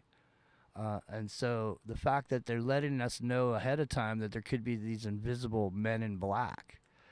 And, you know, there's already invisible men in black sitting over the original Facebook. There's people out there that are keeping you from seeing the most heinous shit that you can even imagine. Like, we did a show about the guys that do that. We actually know somebody that does that now. And I really want to talk to him about it, but I don't want to put him on the spot because we're friends, and he knows we do the show, and he works at Facebook, and he does this, for a company that there's people out there that are keeping you from seeing really, really awful stuff, man. And people. I read a really, sorry to interrupt. Go ahead. No, please let's jump right in. back there. No, but it's totally, yeah. There's a great article. I'll see if I can link it in a bit. It's actually a 60 Minutes special, I think they did. So I'm pretty sure it's 60 Minutes, where these people were going freaking insane. There's a huge staff. It's like 40,000 people that go through all the stuff you don't see on Facebook that they try to filter out. They have to watch all this heinous crud that gets live streamed and stuff. Yeah, no, and the people who, I think what Jimmy, what you're about to probably say, and your friend excluded, is a lot of those people do that because they want to do it. They're actually deviant personalities, right? But the people who left, and they need like therapy and stuff, man. No joke. No, they get like they kids have getting a killed really, and stuff. Like stuff. I mean, we've whatever talked the worst about- things you can imagine. I mean, don't imagine the worst because it's a good show right now. Well, but what I'm listen. saying is there are people who are there filtering that stuff out. Physical human beings who do see that stuff. Not everything, but a lot of it. And They do filter that filter stuff out the most heinous. If you think waking up in the morning for your coffee and seeing those dogs that are starving behind those fences and shit like that, you think that's bad? Believe me, that's nothing. I mean, I know people, there's a big problem with censorship and fake news and all that, but above and beyond that, there's a whole group of people back there doing that. And I'm just saying, if they're doing that then, and for this, there'll have to be somebody that does that in there. Because once it comes to a point where you're able to think and have your character do, when you become fully immersed and you can think and your character, you think about looking to the right and you look to the right. I mean, right now you turn your head, but I mean, it'll know that you're thinking about looking to the right and already be panning to the right. It's already building the scene to the right because it knows you're going to look there. Because now they already have games that read your thoughts exactly to do that. They have an adapter on the just standard VR headsets right now. You can buy for $300 that absolutely do that. They read your mind and that you can move and manipulate objects just with your mind. Right now, $300. Man, this trips me out, man. The idea of the etheric cops, man, these invisible cops that are out there. But doesn't it? I mean, it's already going on. It was going on with the Stasi. There was invisible cops, but they had, placed bugs in your office or whatever. They tapped your phone line. But this here is way different, man. They're in your brain 24/7.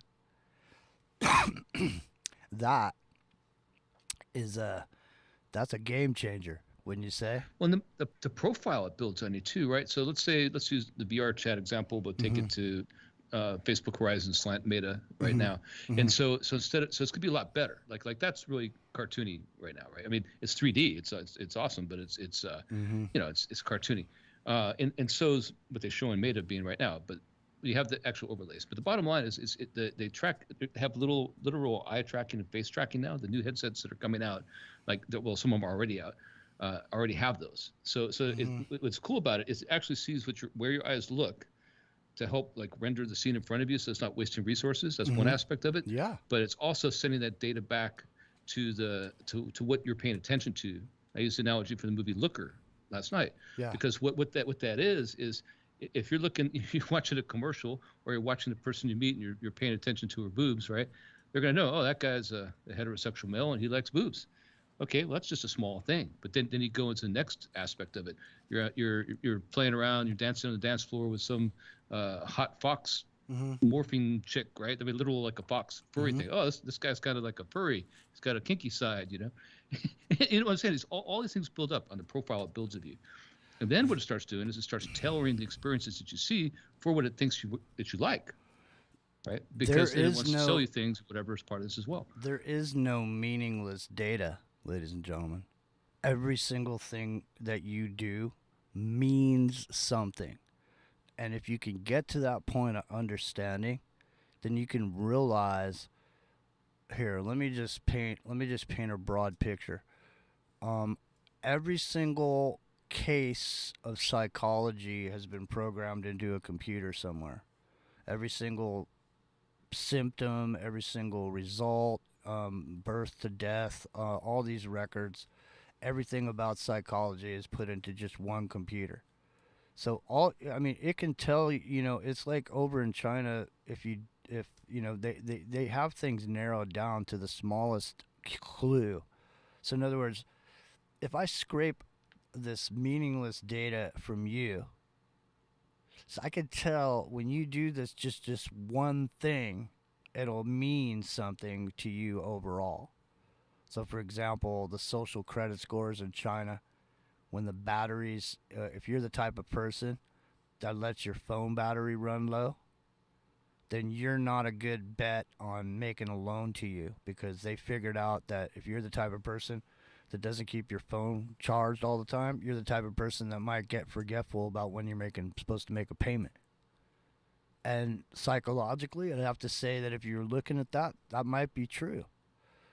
Those kinds of things, those tells that you talk about in poker, the AI just correlates all the information and then just uses on the back end every single bit of resource that's available to it to come up with a solution. In other words, whether that solution is finding the right set of tires for you, for your car, or finding you a mate, or whatever it is, job.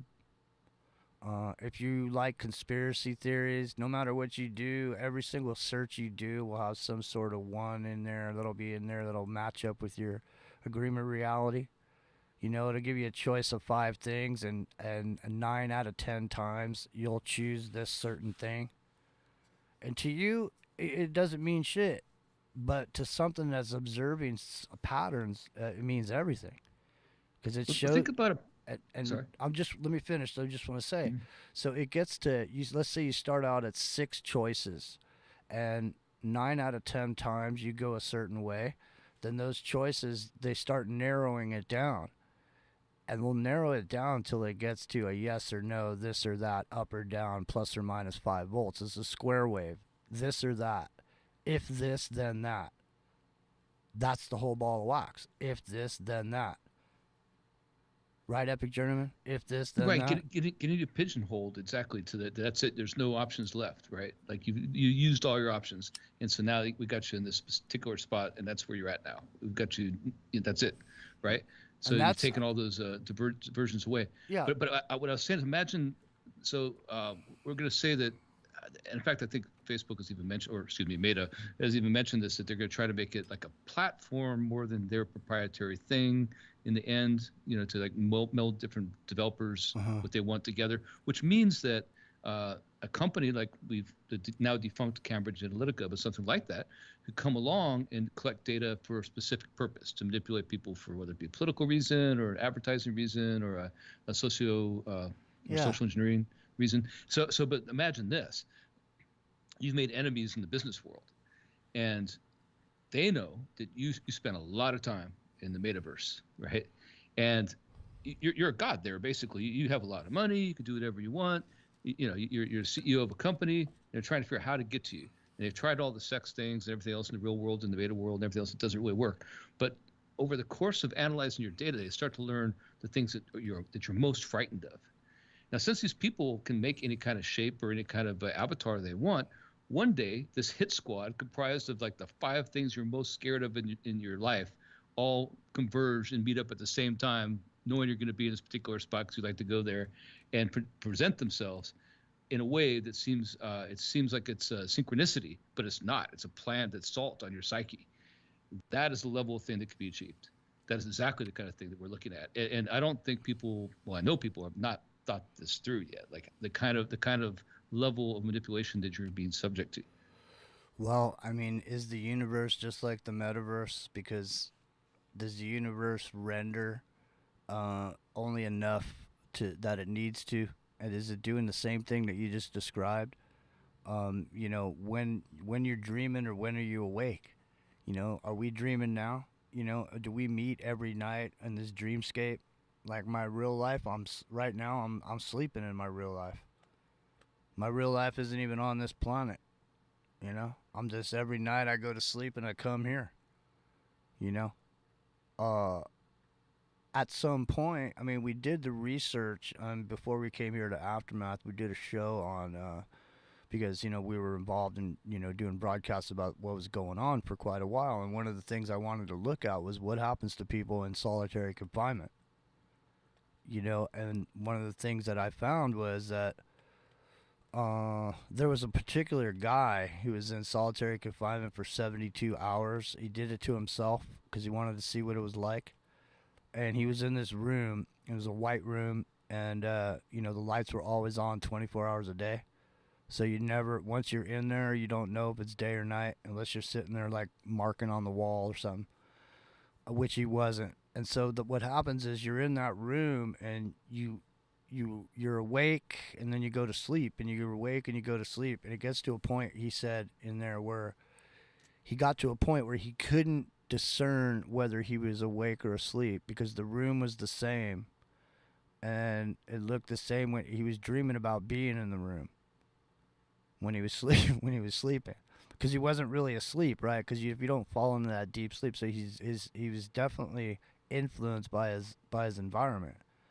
But still, in all, what I'm saying is, when you get to that sweet spot, there's that sweet spot where you're in your physical reality, but you're also in the etheric reality, like that spot where you're trying to fall asleep, you're not quite asleep, you're still kind of awake. It's the same thing with the metaverse. You're going to be sort of on the precipice of sleep and wakefulness because you'll physically be in the real world. You'll be sitting in a chair or you'll be touching the chair, but you'll be experiencing what you've seen, and the brain's going to register what's going on. So, I mean, it's like, how isn't this the whole idea behind holding two separate thoughts at the same time and trying to isn't that keep people just on outside of being able to be cognitive? So you can't really think when you're trying to think of two things at the same time and trying to discern, right? You got to give up one or the other. So when you give it, I think that's what's interesting about how they're going to meld the two together. Like the flaw that, let me back up a little bit. Like the one thing you're talking about, I've experienced a guy in solitary confinement. Not that I was in solitary confinement, but on submarines, you're in fluorescent light 24 hours a day unless you go to your bunk and close the curtain, basically, right? So you get on these sleep cycles that they mess up your circadian rhythms, and in the best case scenario, you're on an 18-hour day instead of a 24-hour day. Or if you're like me, you're on a 12-hour day, you're 6 on, 6 off, right? And it gets all messed up, gets all whacked. So I can definitely relate to how that goes. But in the virtual world, if you're, say for me flying a plane, I have all this gear. I have a flight stick that works pretty good. That works pretty good in VR, where it feels like it's the same. You don't make the distinction. But then I have the throttle with all the buttons on it. It's like 101 button things on it, right? And that I have to get the tactile feel for where everything is. It's not really portrayed the same in VR. So it's different. So you talk about that way to multitask, to real that your tactile senses are feeling that are different than what you're seeing in VR. And it does take a bit of adjustment. It's multitasking at the highest level. It does work after a while. Well, but for this to work, what we're talking about in the meta world and for mirror world to work, it has to be an overlay for it to be perfect, to keep that sense of being real. You know, because that's one thing that always breaks your sense of, they call it persistence in virtual reality.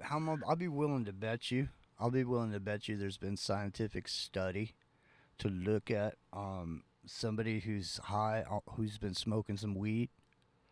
I'm gonna bet you there's a big parallel between the legalization of weed and metaverse.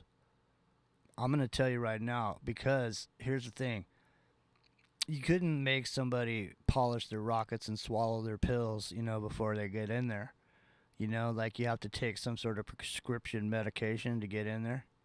You know what I mean? You can't make somebody do that. But if you legalize something like, say, cannabis, and everybody around the country is smoking it, and then they jumping in the metaverse. I'm gonna guarantee you there's some psychological barriers that are gonna be broken down by that occurrence, and that there'll be some intense psychological intervention, cognitive intervention. You know, your cognitive liberty will be gone the minute you put those headsets on. I'm telling you right now.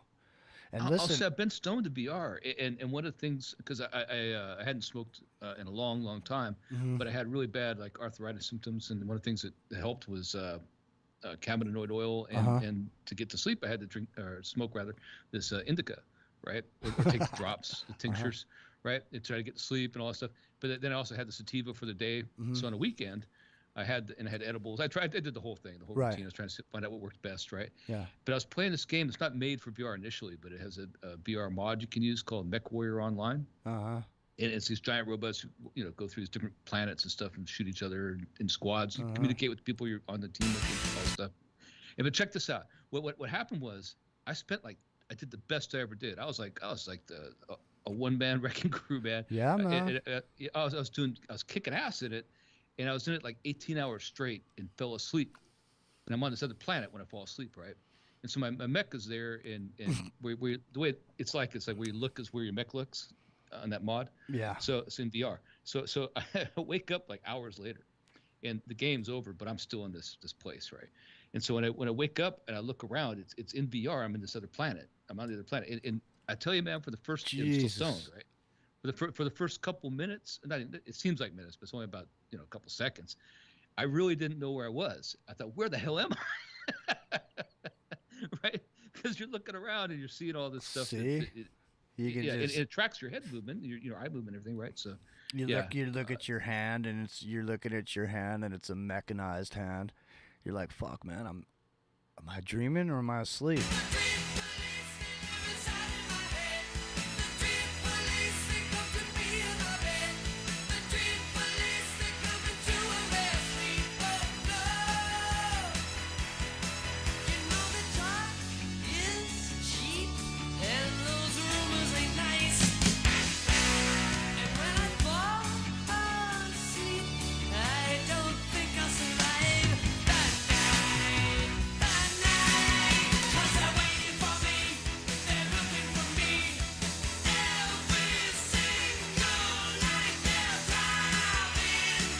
Aftermath FM.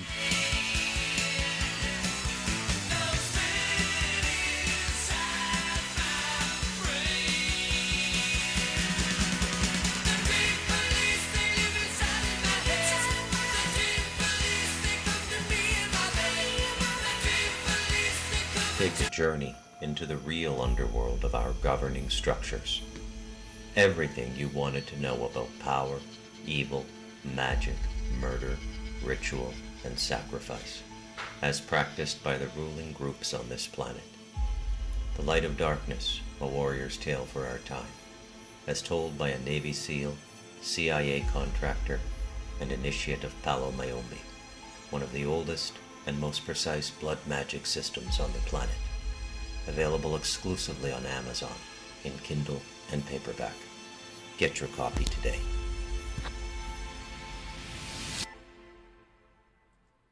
Extend your life with Extendovite. When your doctor tells you you have bad cholesterol or blockages in the arteries, what do? When diet and exercise is not enough, we try medications and hope for the best. For the last 2 decades, I have been telling people about a natural method to help solve these problems and more. Extendovite can help maintain cardiovascular health and lower blood lipid levels in adults. The 7 herbs in Extendovite are known to work together synergistically to get the results we hope for. There are many testimonials on Extendovite's effect on circulatory-related ailments. Get Extendovite today to start your journey back to a healthier life. To order, call 1-877-928-8822 or visit heartdrop.com or see us on amazon.com. Extend your life with Extendovite. Hey, what's happening, TalkStream Live? Good to see you. Number 5 on TalkStream Live. Meet me on after school.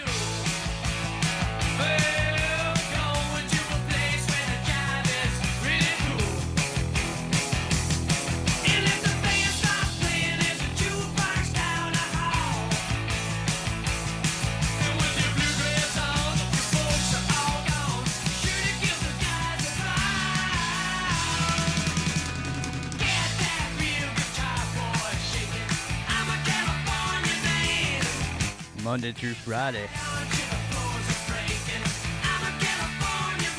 10:30 Pacific, right here on Aftermath FM. You'll find us. Santa Cruz, California. It's the middle of the night. It's Saturday morning, 12:03. That's 6. Well, my legs start to shiver when I hear you call my name. Well, my knees keep a knocking and my bow tie fuzzy down. When my feet start to flutter and my keys start way down low. Those are the only, seriously, out of the, I don't like Cheap Trick too much, personally, but, that's probably about the only song of Cheap Tricks that I like. But Dream Police was from Luna in the chat, and she dropped that in earlier, and that tripped me out because, the Dream Police, ladies and gentlemen, there's going to be invisible police, as Epic Journeyman has stated earlier. Epic Journeyman, come back, because listeners come and go. Let's reiterate a little bit about the metaverse. It's not going to be this free-reeling, free space where you just go in there and just do whatever the hell you want. It's not like you're going to be able to go in there and be politically incorrect or hurt people's feelings or grab people by the throat and smack them around, drag them in the bathroom, that kind of shit. You're not going to be able to do that because they have invisible... It's going to be pitched like it is, though. It's going to be pitched like it is. I know. And that's the thing. That's right. So people aren't going to be... They're going to buy into the fact that, well, no, it's all good fun and games, and they're not really going to have any real consequences for anything they do there. But it's not going to be like that. Now, I can totally envision that there's going to be tiers, not just for your experience, but tiers of like a rating system, like lobbies. You can go into like a G-rated one, a PG1, an R1, whatever, or an X-rated one. Trust me, the X-rated one is coming. I know that every emerging technology has that. So. It's going to be, well, but the thing is, how do you, at what point, I mean, like if you're able to choose your realism level, and it's going to get to that point because it's already really there, just to have to hold it back, right? How do you make the distinction between what's allowed behavior and what's not allowed behavior? I mean, if it's just a game, you shoot people in Call of Duty right now, right? So if you go on a rampage in VR, but it's incredibly lifelike, I mean, at what point is it is it too much? You know what I mean? Well, that's what I'm saying. I mean, that's what I mean. It has the potential to be like an anything goes type situation. Like, for example, if you had certain moral standards in the real world, in the physical world, but you go into the VR world where you could do anything you want and no one's going to know who you are, then maybe you're going to do stuff weird. You're going to be a weird dude on the internet doing weird shit. Because you get away with it on the internet. That's what that's what the whole thing is people don't realize. Those sex dolls, when they get hooked up to the internet, when those sex dolls are taking in, scraping data, man, all that weird shit that you do to that sex doll, it's all going to be up on the records there, man. So like, and what biofeedback device? Yeah, and what and a DNA sampler. Yeah, well, I'm just saying, if you like, they have sex dolls for everybody's pleasure. So like when you go down to the brothel doll place where they have the sex doll brothel. Do they have one in Germany? Do you know about that? No, but I'm just saying. That's real. I'm just saying, if you go in there and grabbing these, whether it's male or female, you go into the sex dolls, because they'll be for male or female. If you go in there grabbing the doll by the neck and smacking it around and stuff, man, that's some sick shit. And they're going to know you did it, because that rubber dummy has a whole, just like we were saying last night. When the one dummy, when the one robot learns how to do a somersault, all the robots know how to do it.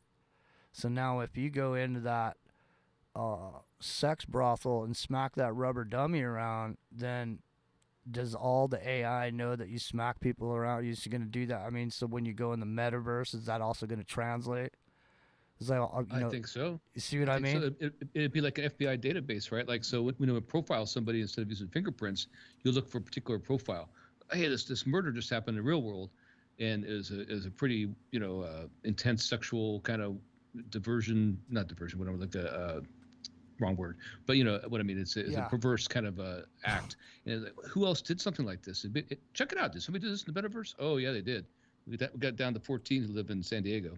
Yeah, well, it's just, you know what I mean? It's just like we were talking with Mike Sherwin about, listen, when you kill all those people in those video games, and you're doing, like, say you're doing online gaming, group gaming, and you go around killing all those people, it's like you're being psychologically profiled. So literally, I mean, if I would, like, say I was a recruiter, and I wanted to find myself some stone cold killers, then I'd just go to those games and I'd look for these guys that were really good at these games, and I'd just go pick those guys out one at a time and go single them out and, make job offers, get them into a training program where they're actually boots on the ground. You see what I mean? So it's not only just that, but I'm using that as an example because so many people do single shooter type games. But there's other kinds of games. I mean, there's other kinds of ways that you're going to show who you are through the metaverse that's going to make you vulnerable to, you know what I mean? The thing that's we talked about the other night too, and it was part of the reverse, was that it's a net for the government so that they can track you. And you're talking about police state and the dream police. Well, whatever you do in the metaverse is going to translate, and it's probably going to have laws like, if you do something violent in the metaverse, you can be held liable for it in real life. That's what I'm saying, because you hurt feelings in there or whatever. Look, S90 said, what if you don't want to smack the dummy? What if you want the dummy to smack you? You know what I mean? What if it gets to a point when you're going to these robotic brothels? They're these. I mean, because I saw some videos last week of some of this stuff, and it looks real, man. It looks really real. It's like Disneyland. We talked about those sensor suits too, right? They're like scuba suits with haptic feedback in them. So you could slap somebody and they could actually feel it. Well, what if, I'm just saying, some people are into that kind of shit, And so, I mean, you could have a robot tying you up and, and putting handcuffs on you or whatever else. There's a scary thing about this already, because it's going to be global, of course, right? And I recall a couple years ago, the EU passed a law in the EU where it's robots have rights. And it's illegal to kill a robot. That's what I was leading up to. So these robots are actually the same thing. They're AI constructs in the metaverse. If you kill one, right, especially if it's a law enforcement one, so you kill the moderator in VR, right? You didn't kill anybody in real life, right? But they have the rights. It's just an AI construct. It's an algorithm. It doesn't have to be a real person even operating it. It has rights. You can be charged. By the EU law as it stands right now, under the very strict definition of it, you could be. I don't know if they would at this point. It probably wouldn't, but it's a very minority report. Yeah. The precognition of the crime is just as bad as you committing the crime. Look, if you're one of the people that picks the really sick, bloody ending to the movie, you got a choice. You can pick a sick, bloody ending or a different ending, and you're one of the people that picks a sick, bloody ending. You're in a group, man. You are in a group of other people that are sick, and they know it. That's what I'm saying. You get put into a shoot, and then you get stuck into an agreement reality, and then you get fed stuff that supplies that agreement reality with food for thought. That's what's the most important thing, It's like the food for thought that gets put out in these situations, wherever it is, games, whatever it is. No longer is what you think inside of your head just inside of your head. It's just like doing this radio show right here. I can't see Rio in real life. I mean, I can see him etherically through the Skype or whatever, but I can't see him You know, he's not in here in the room with me. This is kind of the same thing. You know, we can't sit down together and have coffee, but I'm sitting down with you right now. You're in my room and I'm in your room, but we're everywhere. We're in the ether.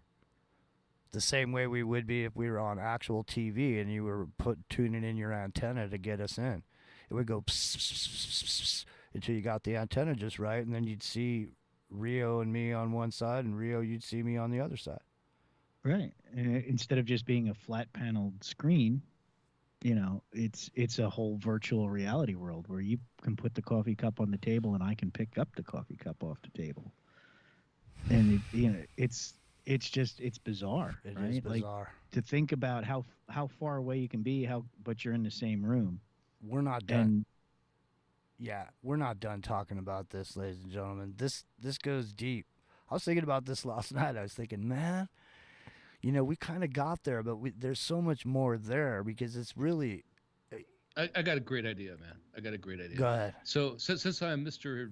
Developer headset guy, I have all these extra headsets around, right? Yeah. I can send you a quest there, Jimmy. All right. Not the Facebook one, the old quest. And you got a computer, Rio, good enough to 2070, is that what you have for a VR card? I'll send you my Samsung Odyssey Plus. 3060 is better. Yeah. Okay. So you'll have the PC that can handle it for the Samsung Odyssey. You can have the Quest, right? And we'll do a show from VR.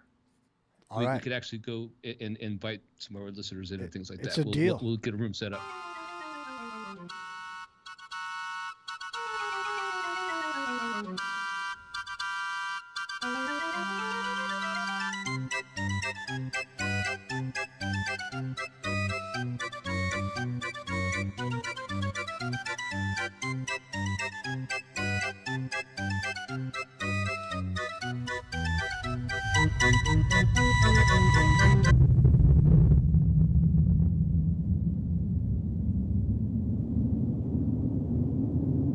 The time has come.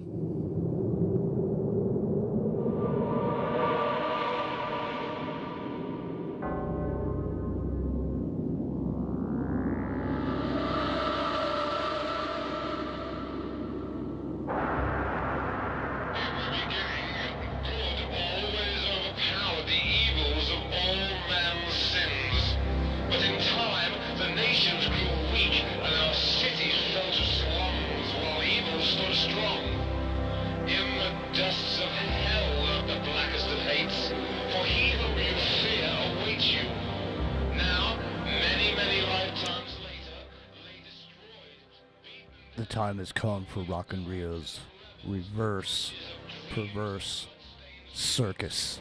It has been written that those who have the youth have the future. So come now, children of the beast. It's time to shout at the devil.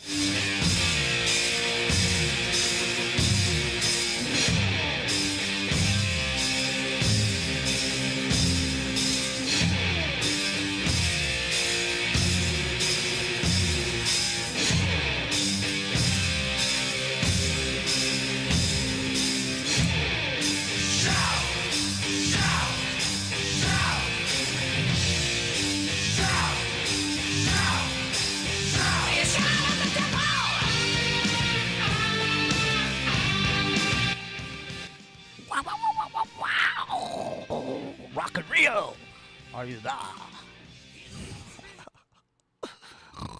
Oh boy. Yeah, man. It's time for the Rockin Rios reverse perverse circus, man, and I know you've been working on this for hours on end, so you must be able to speak forward at this point. Must be difficult, I know, but please try. Yeah, it's so I guess we should recap a little of what we did on the stream the other night. Basically, the entire presentation reveals everything about the metaverse and the plans and how it's made and what the actual intention behind it is, and every single bit of it is evil. There are multiple spots in here where Zuckerberg is talking and he just comes out and he says it's all about possessing you and giving you a demon. Mm-hmm. He says Satan is in the code. Mm. And this was unfortunately I lost a lot of the notes from the other night. It didn't save properly. Uh-huh. But I do have some of the clips of that stuff that we could add in later. Yeah, did you? But I'd like to actually get into this particular section, and there's a few of the phrases that we went over the other night are in this. But it's a very obvious explanation about the evil of the metaverse and what's going on in it. Mm-hmm.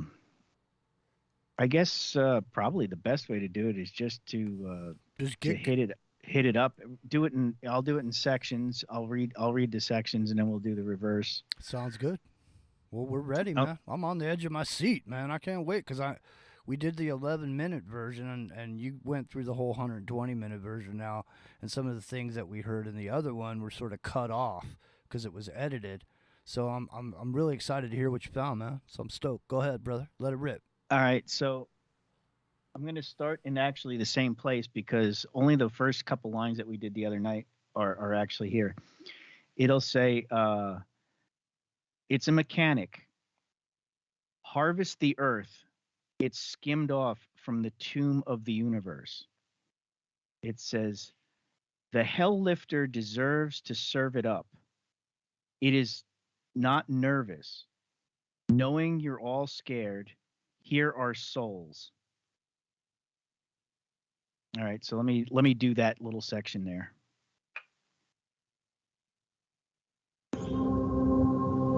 It's a mechanic. Okay, so there's it's a mechanic. Connecting with people. It's a mechanic. It says harvest the earth, skimmed off from the tomb of the universe. Harvest the earth, skimmed off from the tomb of the universe.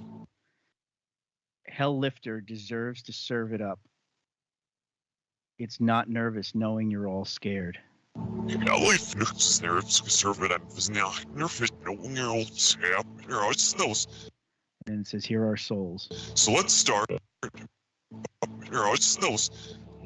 Okay, and then it goes on. It says, first we F our stable. Okay, hold on a second. No. Slow down, Sonny. Slow down. Okay. I want to hear that again because that was really, really clear, man.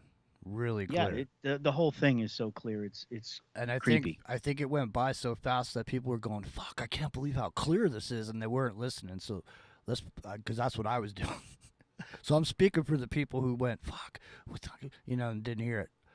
Play it again, Sam. I mean, all right, and then I could actually slow it down one more. Yeah, do that, man. Slow it down a bit, man. Let's chill. So here's the forward, and it'll go backwards after that. Okay. So let's start by exploring what different kinds of metaverse experiences could feel like, starting with the most important experience of all, connecting with people. All right, so here we'll slow it down a bit.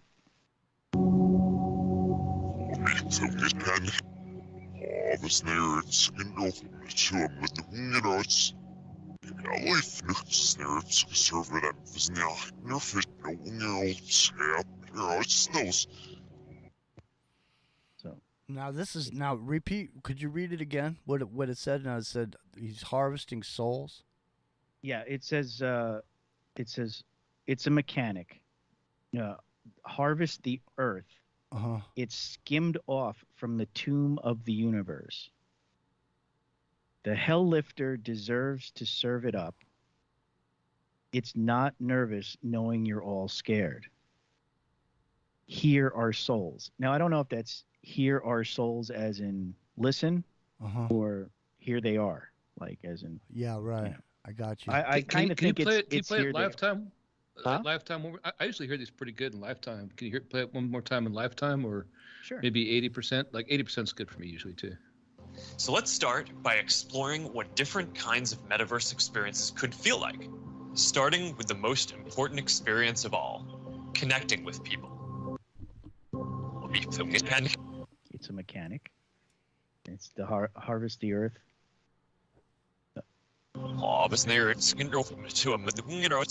Skimmed off the tomb of the universe. Hell-lifter deserves to serve it up. It's not nervous, knowing you're all scared. Here are souls.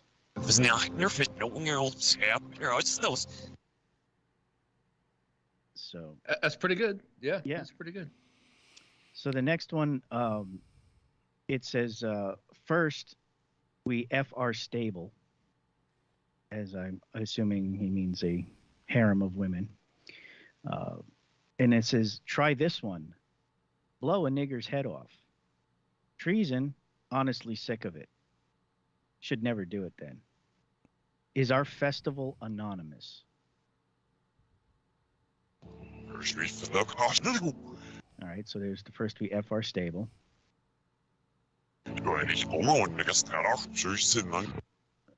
Try this one, blow a person's head off.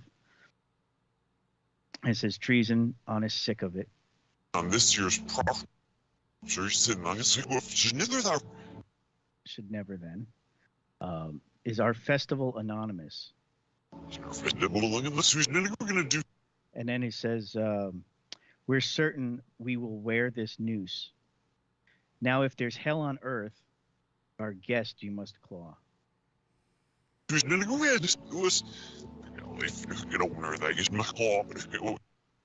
Okay. It says, but if you're wise now, our settings in reversal.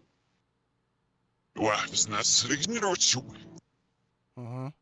starting to get a sense of how it could all come together and what it could.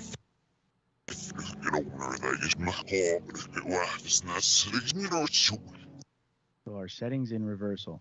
It says, it serves us normals. We must observe the net. Whether it hurts, out in the woods, deceived live in us. So I'm assuming that the festival and the stable and all this is part of a ritual. Yeah. And, he's explaining it. So it says, whether it hurts out in the wood, right? It says deceived live in us. So when they're out in the woods doing their ritual, they're being possessed is what I get out of that. Right. And they're pulling from their stable of horses. Yeah, exactly. All right. Continue, man. Riveting. Okay, so that's it serves us normals. We must observe the net. And then here's the whether it hurts out in the woods. Deceived lived in us. It says the offer's opened. Suck it. Fast to lose. Live faster. This nerd scripts this. The servants of the nights. They're not at all sad with it. It says okay, so that's the fast to lose. Live faster. This nerve scripts it. And then servant of the nights, not at all sad with it. All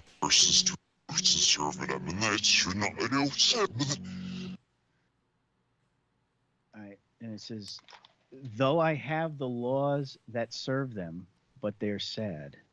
And it says, hear those demons' powers, and then the laurel will snare it. So we brought this up the other night about the laurel, the crown of thorns, actually, right? And so you hear those demons' powers, and then the laurel, the crown, will snare it.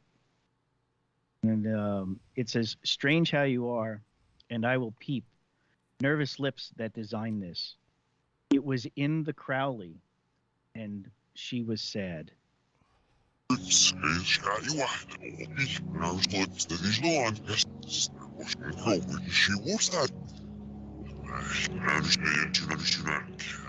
Okay, so obviously they're reading Crowley while they're doing their little ritual in the woods. Hang on a second. Now, we're coming up on the break.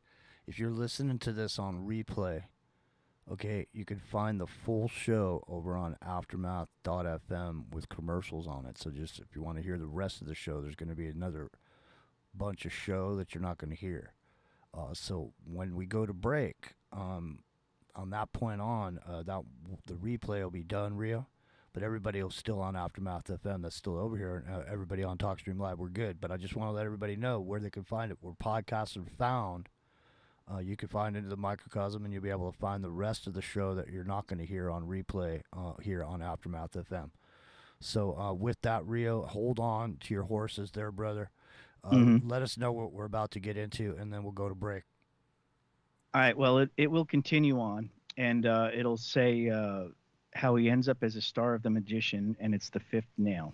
Well, I like it will talk about being Crowley's mage, and it will say how it's going to force the offer of the mystery, and I like how in what we just heard it said something about nervous lips, and I'm just saying an entity or a demon, while you're doing some incantation that you're reading out of some Crowley book. If you're not an adept, these entities can tell that these incantations came from nervous lips. My name's Jimmy. It's in the microcosm. We're here with Rockin Rio. He's doing the reverse perverse circus. When we come back, Zuckerberg is getting he's getting one of those bend overs so we can see if he's hiding anything in there. That's right. It's Aftermath FM.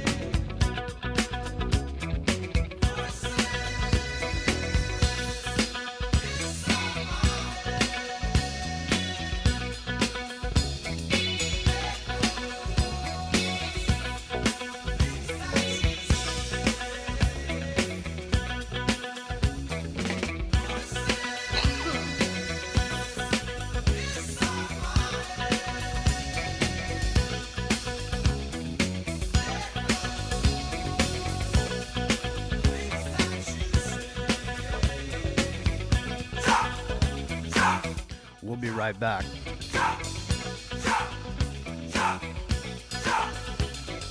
Take a journey into the real underworld of our governing structures. Everything you wanted to know about power, evil, magic, murder, ritual, and sacrifice, as practiced by the ruling groups on this planet. The Light of Darkness, a warrior's tale for our time, as told by a Navy SEAL, CIA contractor, and initiate of Palo Mayombe, one of the oldest and most precise blood magic systems on the planet.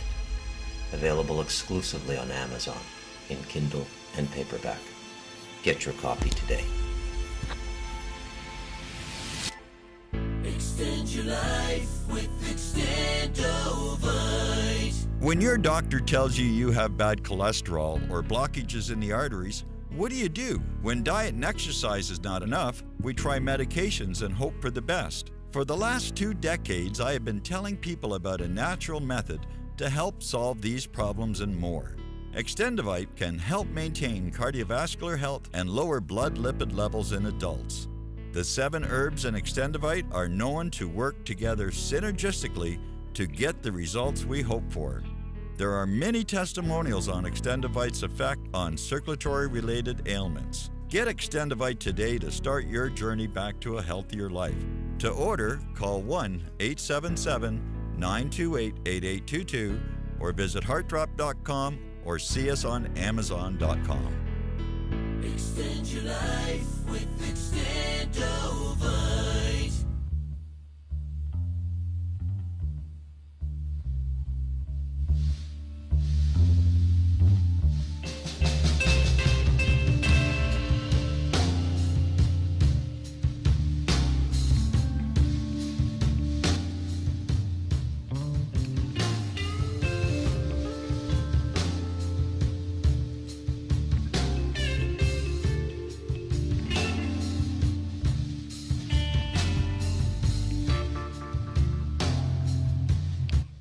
My name's Jimmy. On the night I was born,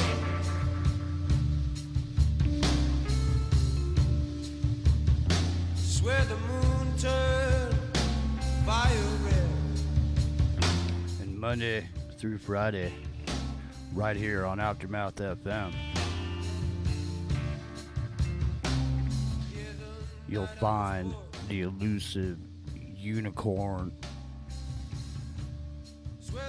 known as Into the Microcosm. Fire red.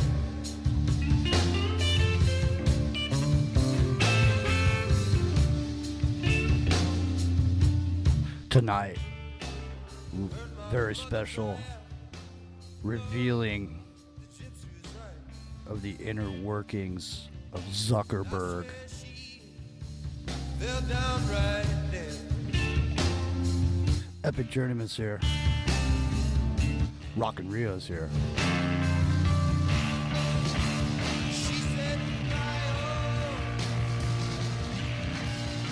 And it's the reverse perverse circus. The secret circus, Rockin Rio. I had a Freudian slip there. Rockin Rio, all them witches.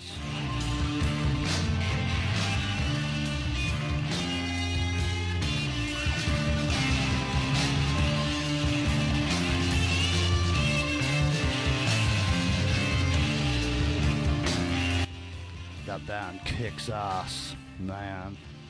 That's all them witches. Voodoo Cha. And I got my garlic necklace on, Rockin Rio, and I'm throwing up my hand signal to let the universe know that I'll be protected here. And I got my sword here also. So, Rockin Rio, are you there? I am here. Excellent. Please continue, sir. All right, so we just went with the, he has the laws that serve them, but they're sad, and hear the demon's powers. So the next section here says, I must make them serve. Stand with them, so serve them in your life, the beast. And hold on a second. I got to get it rolling here. Here we go. Okay, so I must make them serve, stand with them. I must make them serve, stand with them. So serve them in your life, the beast.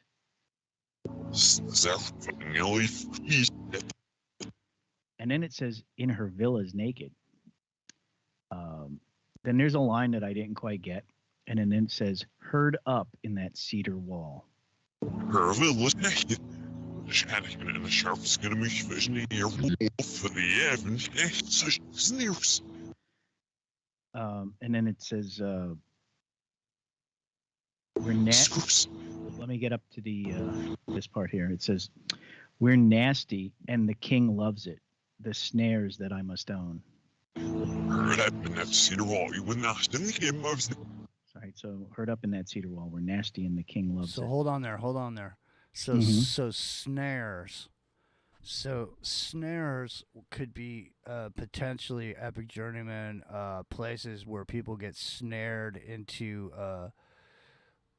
revealing themselves in a way that they could be easily invited or manipulated into being at a certain place at a certain time to a real party someplace or someplace where they could be manipulated into these sexual situations that they would find themselves in as a result of their appetites on the internet.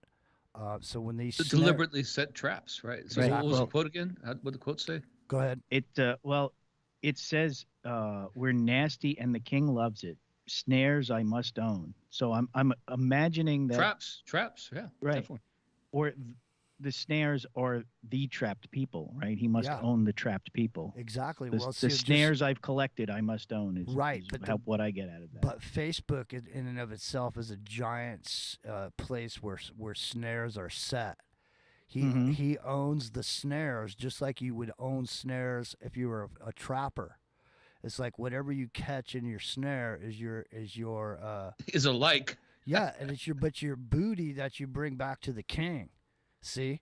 So right, exactly. So the thing is what he's saying is the snares are electronic and he owns them, and he sucks people into his snares and feeds them back up to the king, these souls, from the metaverse. That's what he's talking about, I think. Go ahead.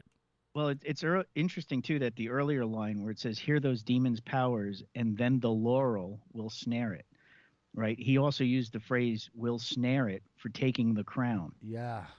Yes, I see. The laurel implies like some wise sage like personality, doesn't it? Mm-hmm. Whether that be an entity or a person.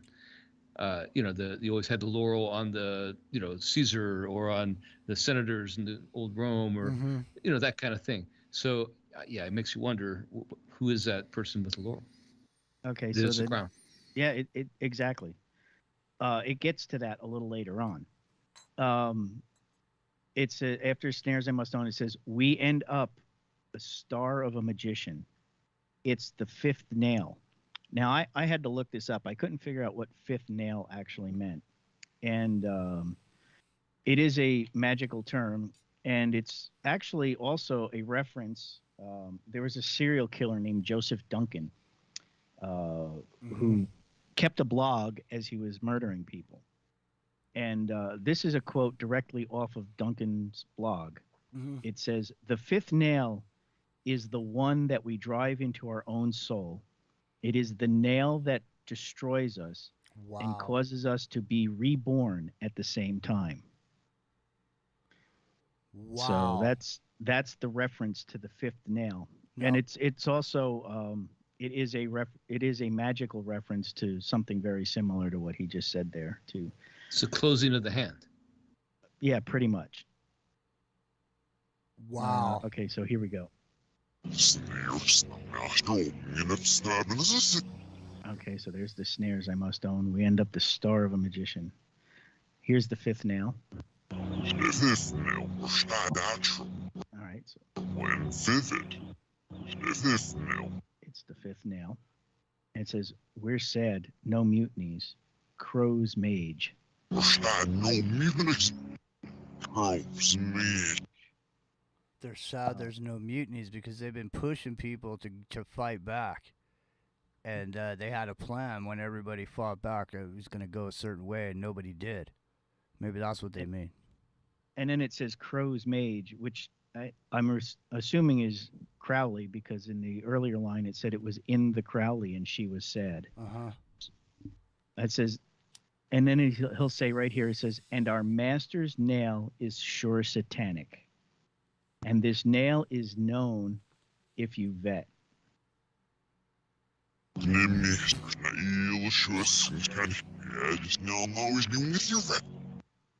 So it's the fifth nail, and our master's nail is sure satanic. Yeah, so that's what I was thinking too. Wow, dude, this is intense.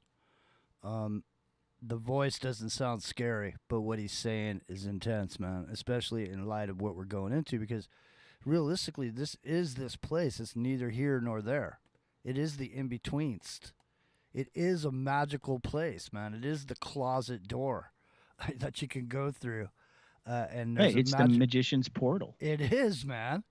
It really is. I mean, really, and like when you think about it, it's really quite amazing. The aspects of it that are just mind blowing, because it actually is in this metaverse. You'll be able to do magic. Like if you want to throw a ball of stardust across the room, you'll be able to. Yeah, you can pretty much do whatever you want in virtual reality, right? I mean, you'd have unlimited power in a way. Unless they make you be who you actually are. I think that's the punishment, right? That has to be what it is. Like the basically, if you're made of jail, you don't get those special powers. Like, you know, if you're all good, you can do whatever you want. But as soon as you start messing up and getting those complaints against you, losing your score, then what's going to happen is they'll take those gradually more and more away. And the incentive is you want those back. I'm telling you, people once they're used to having these kind of superpowers, which is what they are in the VR world, they're going to want them all the time. And if you take them away, there's no point being there. But your friends are still there, so you're going to want to be there. Well, you got to remember too that there's going to be some marketing. So there's going to be a premium business model to this too, right? Oh, so, there is, yeah. For sure. sure. if you're paying $19.95 a month, you can get to be in the world and interact with everybody and everything. But if you're paying the $24.95 a month, you can have some extra abilities. Exactly. Well, and if you're paying the $50 a month, well, what if there's you can fly like Superman or whatever they want to give you. What if there's status within the game?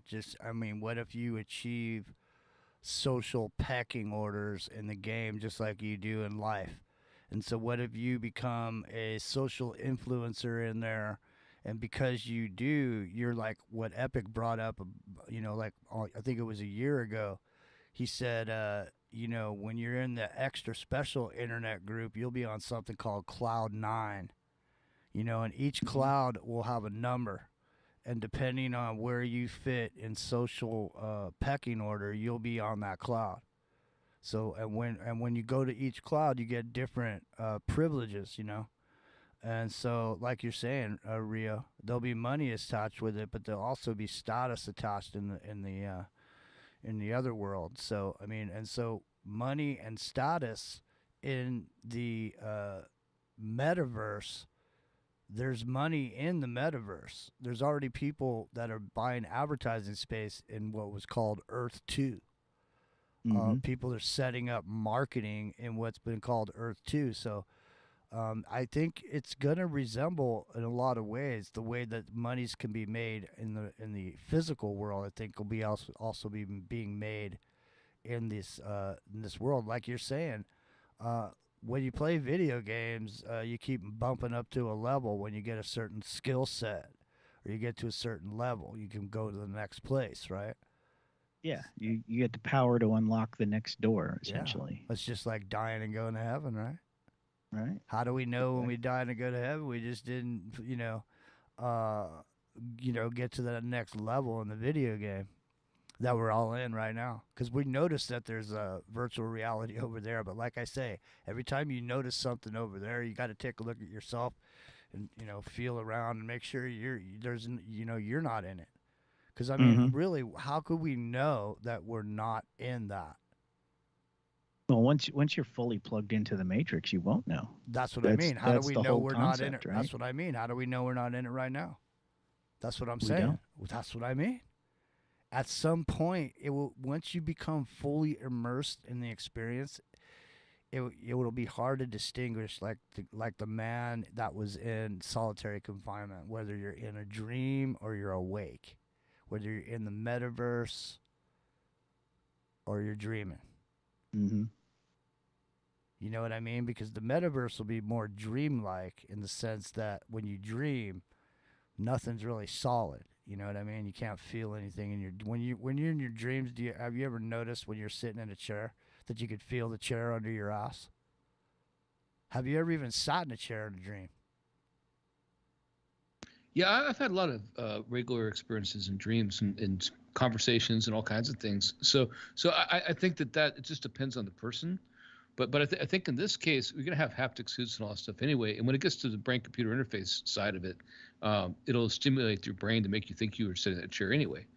it'll be so convincing it won't matter, right? We're not there yet, but it's angling for that. It's angling for that to be accepted because what was it now? That like the whole thing that what do you call it? Elon Musk and Kurzweil always talk about is that, well, it's a matter of our input problem. You have to use your thumbs to enter these sloppy texts on your text, on your phone, and you have to, use a keyboard on your computer. If you just take those things away, then it'll be so much better. And all our access to this world that we're creating will be so better that it'll be it'll no longer seem separate from reality. It'll become part of a reality.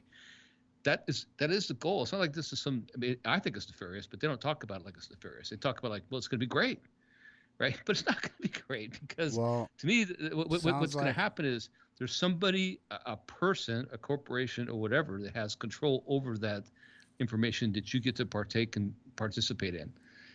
You know what I'm saying? And as long as that's there, then that's not a free world. That's not a world you can live in and change. It has limits put on it by the people that run that world. It's their world, and we're living in it, literally. It's no different than the actual world we're living in. Well, it's a fucking mirror world, dude. That's why they call it mirror. That's why they call it that. All right, Rockin Rio, we got 15 minutes left on the regular time schedule. Go ahead, bro.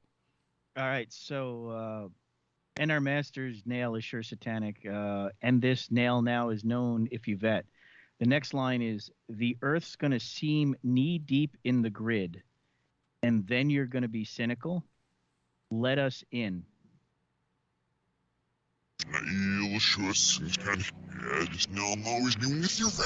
Okay, so there's the nail. The nail is known. The Earth's going to seem knee-deep in the grid. All right, so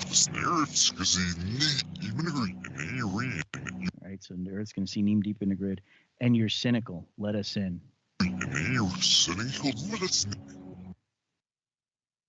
That had inflection to it. Let us in. And then, well, even the way he said it, he says the Earth's going to seem knee-deep in the grid, and then you're cynical. Let us in. Like, and I don't know how much clearer that could be. I mean, that was like unbelievably clear. The next one says, must let it out. We know the name you have said. And it says, it hurts now. So serve that. So I serve that. You now get it.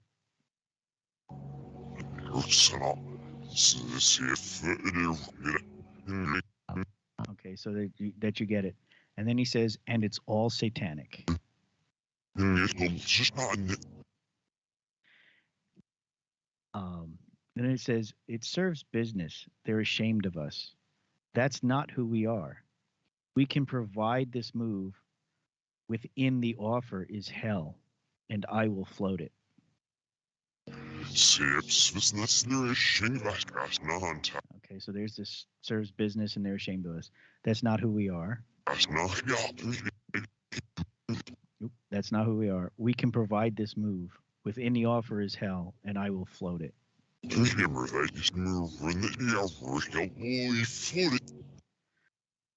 It says, serve a diamond in it, and in a minute, remove it. Serve it, I'm in any minute, remove it, and remove it. And then it says, force the offer of this mystery now.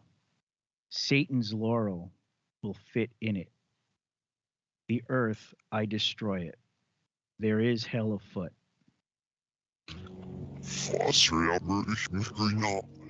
Force the offer of this mystery now. Satan's laurel will fit in it.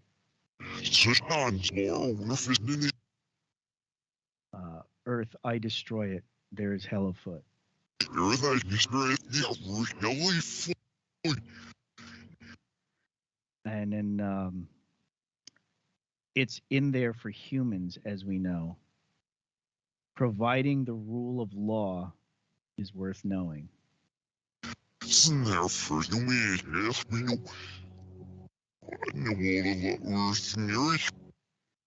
So that's what I've got for this. So he's telling you that the offer, They're taking Satan's crown and forcing it on you. And I actually do have the little bit of the clip from the beginning of this, where he says Satan is in the code, and I guess that's a good spot.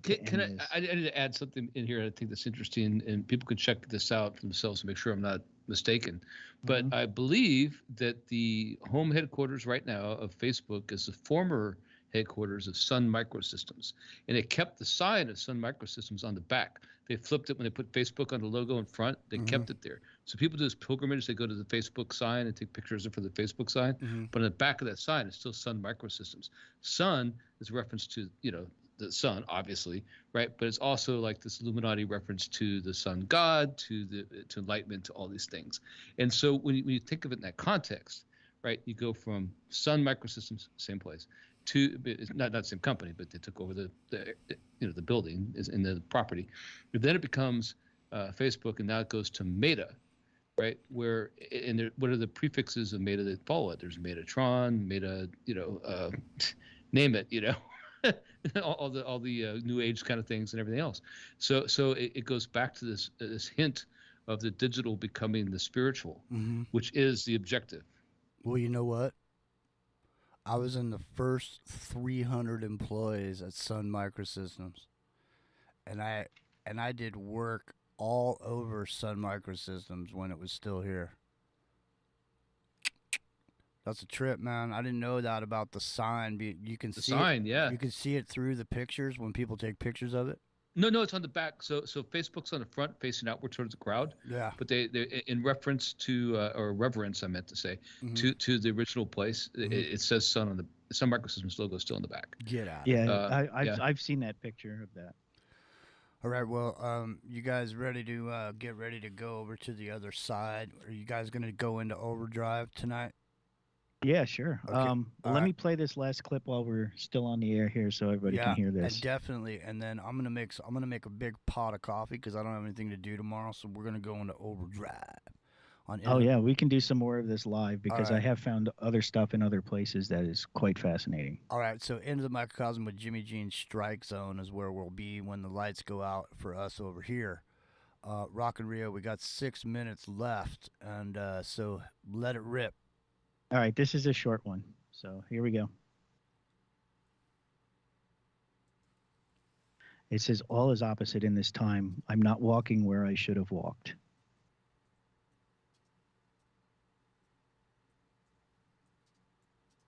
Don't hear it. Oh, wait, I don't have it. I don't have it on. Sorry about that. Here we go. I want to share what we imagine is possible. All the opposite in this time, where I should walk. All right, all is opposite in this time. I'm not walking where I should have walked. It goes in the Japanese backwards. What's that? Man, where's Doc when you need him? That did sound like Japanese. That did. That is Japanese. That is. I'm sure of it. And yeah, then, go ahead. Okay, so we're going to talk about the metaverse. Serve it. It says, serve them the crime. The cost is going to grow. Yes. Oh, yes. And then here he's going to say, Satan is in the code. Yeah. Satanic is in the code here. Hey, and welcome to Connect. Let me slow that down one. Yeah. So satanic is in the code here. And that pretty much explains it, right? Satan is in the code. They're telling you right up front that it's scripted that way. That's where you're going to walk. They're going to force it on you. You're going to get the demon. You're going to get the mark. You're going to be a sorcerer in the metaverse. Like I said earlier, man, it's just like magic. It is magic.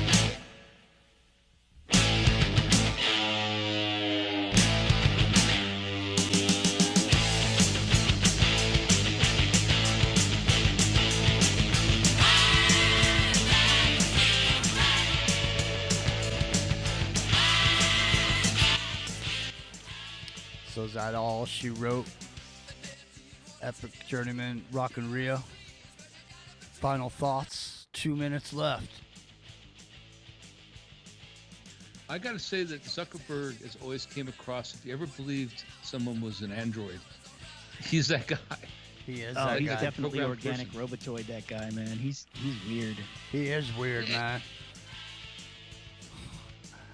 All right, we're going into overdrive. You guys ready? All right. Gonna check the perimeter. I'll be right back. All right, put on your seatbelt. All right. Thanks, everybody. It's been a long week. It's been a great week here on Aftermath FM. You can see Rockin Rio and I on Sunday morning, 8 o'clock Pacific, right here for Wake and Bake, where we just play music, talk about music, and we even take requests. So come on down, be a part of the big Wake and Bake. Bring your coffee. And good vibes all morning. All right, baby. That's right. You ready? All right. All right. Here comes Ted. He's going to yank on it. He's going to yank on it one time.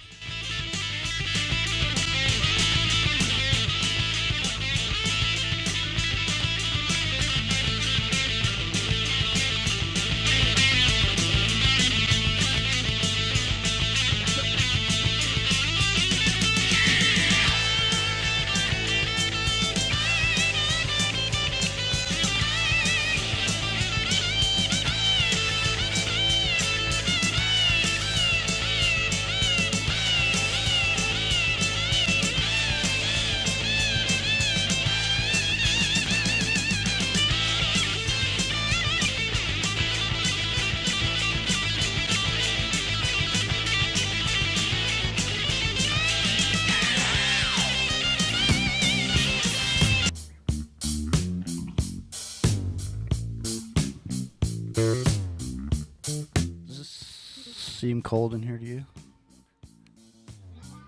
Hey, we'll see you over into the microcosm of Jimmy G's Strike Zone for the after party. And just remember, you're not alone. And don't give up. Another cigarette over here. Is there anything left in that bottle? We'll see you Sunday morning and Monday night.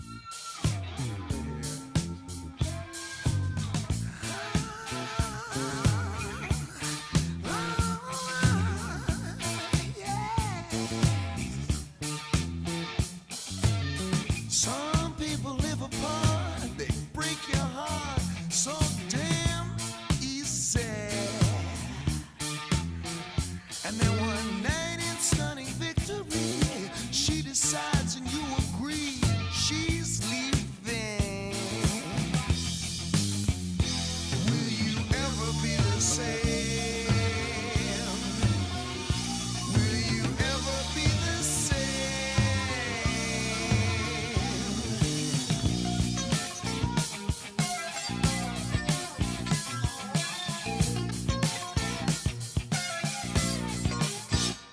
That's when push comes to shove. I believe it was inevitable. That's when push comes to shove. Could this be the one that got away? I get the message, guess I knew it all along. Says you're a stranger here in paradise, you fool. It seems like 40 days and 40 nights since someone used my first name, including you. And will it ever be the same? Is this the one that got away? All right. We're clear from the network. Yeah, but we are here. We're here. YouTube. On YouTube. Hey, everybody on YouTube. It's good to see you. So listen, I want to hang out. So what I need to do is I got to go out, get water in my coffee pot, and make some coffee. Okay. So I can play a little bit of music if you want to go take a quick break. I think I can get away with this song, and I don't think people will mind it. So I'll just let it play, and then I'll be back, and then you can jump in there, and when my coffee's ready, I'll step off. Yeah, I should. I could use a beverage myself. All right, let's do it. I just got my beverage, but I can't do monologue. Well, just wait a couple minutes. Let me just get the water going. I'll come back and then I'll stop the music and you can. Pink Floyd. No, go ahead. Actually, it's this. Nice choice.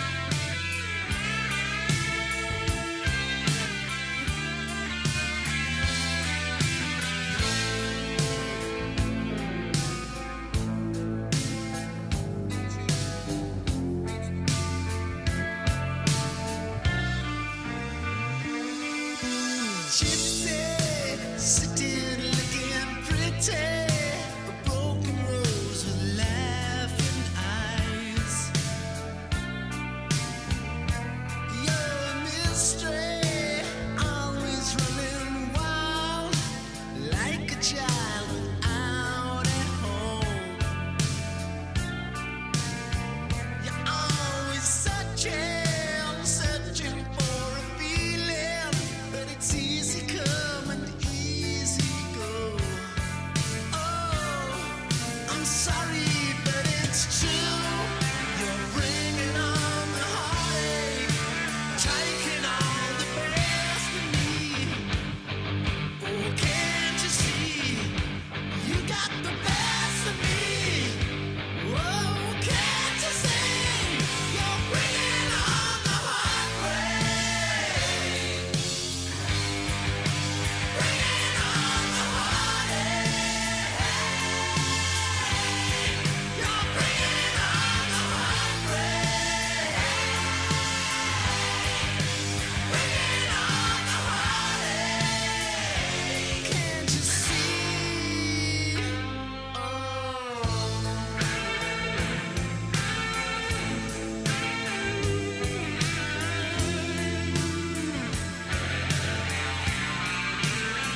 You're such a secret, misty-eyed and shady. Lady, how you hold the key. Oh, you're like a candle, you're playing slowly fading, burning out and burning me. Can't you see? Just trying to say to you, you're bringing on the heartache, taking all the best of me. Oh, can't you see? You got the best of me. Oh, can't you see? You're bringing on the heartbreak. Vitamin D cup. Bringing on the heartache. You're bringing on the heartbreak. Bringing on the heartache. Can't you see? Can't you see? No!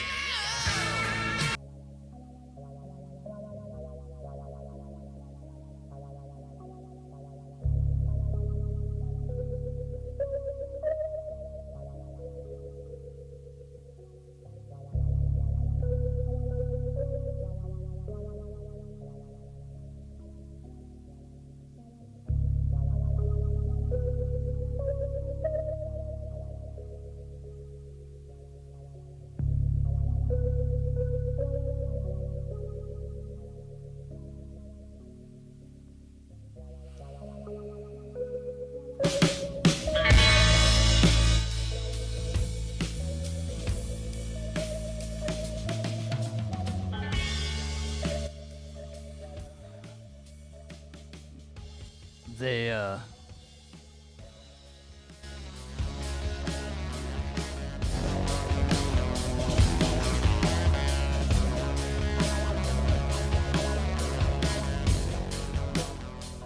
they're wearing steel that's bright and true. They carry news that must get through.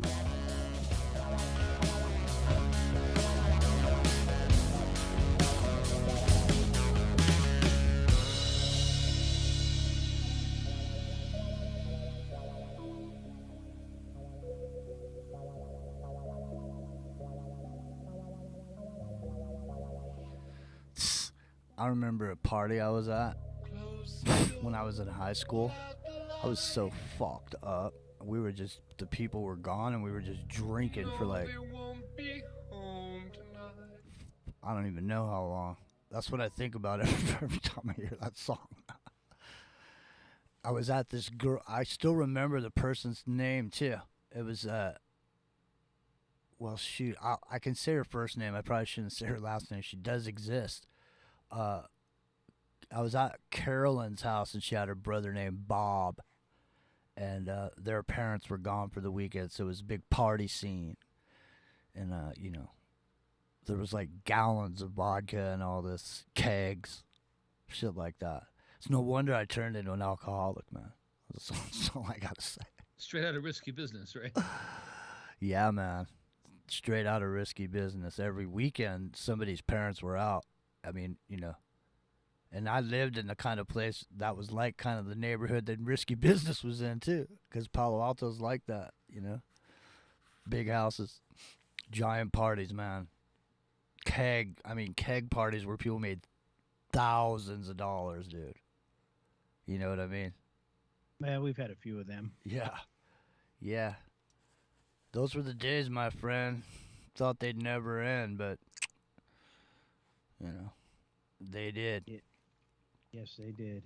You know, it reminds me of that fucking Blue Oyster Cult song, Golden Age of Leather. Right at the beginning, it goes, raise your cans of beer up high. Let's see. So I missed the whole point of that song when I first listened to it, because I listened to the album, right? And I thought it was, I knew it was a ghost story. No question it was a ghost story, which falls into line with the whole concept album of Self Spectres, right? But man, I totally thought it was something different than it was. I mean, it ends up being like the two rival biker gangs battling out, a bunch of fallen, you know, soldiers in the field, right, in the desert. Yeah. And the guy coming out and finding them, there's nothing there but the lead pipe, basically. Yeah, the Palm Springs desert.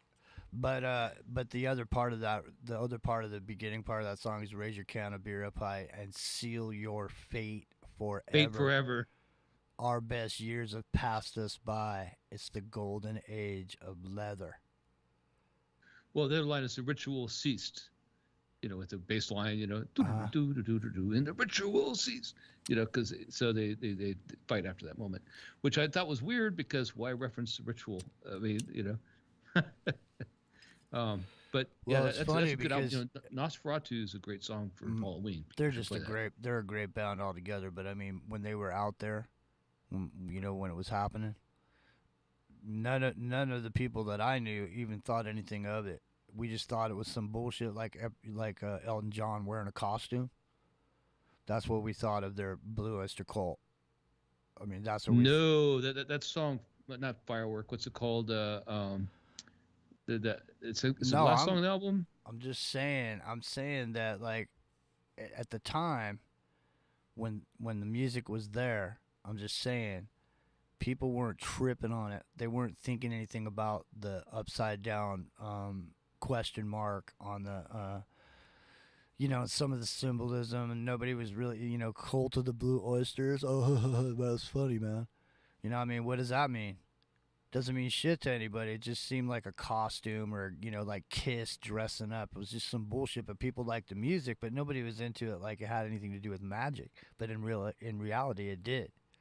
And I think that's what you're getting out there, Epigerman. No? I had to unmute. Yeah, no, that is Fireworks. That song Fireworks is about battling a witch and a sorcerer. For real. I mean, that is what it's about, right? And it's like this whole, like, kind of you know, the sex ritual love of the two, or lack thereof, related to the ritual. It is absolutely an occult song. It's actually kind of a cool song. I mean, as far as you just listen to it, it's cool. But when you actually listen to it, it's like, man, that's some serious, like, MK Ultra shit. There was a moment in my life, as far as Blue Oyster Cult is concerned, because, like, you know, I don't want to get too far into it, but anyway, there was a moment in my life where there was a lot of people around me that were into magic, and there was this moment where I was listening to, it was is when this later album had come out, and they had this one of the songs off of it was "Burning for You," and that was like one of the hits or whatever. So that was being played on the radio, you know, at the time. But so the album itself, there was another song on there called "Black Blade," and it's like when I heard that song, for whatever reason, I really just got turned off to Blue Oyster Cult for the rest of my, you know, adult life. I never really listened to him again until later on, you know. I mean, as far as like for recreational listening or whatever. I was a teenager, and I listened to Spectres all the time, and then Agents of Destruction came out, and that's where it had, you know, Don't Fear the Reaper and all that stuff, right? And dude, it occurred to me just, you know, because it happens if you go into a trance and you're astral planing or whatever at some point, listen to music, we were in a relaxed state, and you realize that it really is satanic and mystical. I mean, it really is. I took those albums out and I just crushed them with my feet. I broke them in little pieces, threw them away. Dude, I did the same thing with that album. I broke that album up. That's a trip that you did that. I mean, it was like a ritual in itself. I swear to God, I did. I'm not even kidding, man. I'm not joking either. I absolutely did. Because it was vinyl back then too. Yep, yeah, vinyl. I broke it into absolutely little pieces, man. Like crushed it, pulverized it. That was at the same time. Believe this shit or not, dude. When this whole thing happened, I had this like studio apartment thing that had like an upstairs loft or whatever. And I knew this is back in the day when I was doing blow and shit. And I think I was like 19 years old or something. And there was this dude that owned a donut shop, and he was a fucking coke dealer. And the dudes thought the FBI was after him or whatever, and he needed a place to hide or whatever. So he came over to I was renting the loft of my studio to this other dude who was friends with the guy that owned the donut shop. And so the donut shop came over and needed a place to hang out or whatever for a couple of days. So we let him come over, man, and he literally, you know, there was just like unlimited coke, man, blow. I mean, we were just so fucking, you know, out of our minds, dude, for like 3 or 4 days. And then the dude left, and he was gone, and there was no more blow or whatever. And it was like, I bet you that was a good crash, huh? That was harsh, man. But the reason he left was because he left his girlfriend there. And that... Well, that's not a good sign. Now, check this out. The reason he left is because all of a sudden, these helicopters and shit started flying over my house. You know? And it was like, the dude was literally, he was wanted by the FBI or something. So, anyways, that was back in the day when I, you know, before I got clean and sober, you know, quit doing drugs. But had I not quit. It's significant, yeah, that we both crushed our albums like that. No, I know. That is true. We reached that realization that it is actually evil. I know. You know what, dude? I think I shaved off my mustache and broke my Blue Oyster Cult albums after that, man. I said I was never going to drink again. I was never going to get high. I was never going to do that shit. But that didn't last for too long.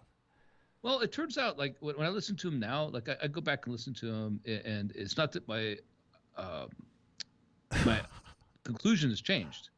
It's not that my conclusion hasn't really changed. There are evil songs in there. They're Crowleyan freaking evil songs. Like this one? Yeah. Yeah.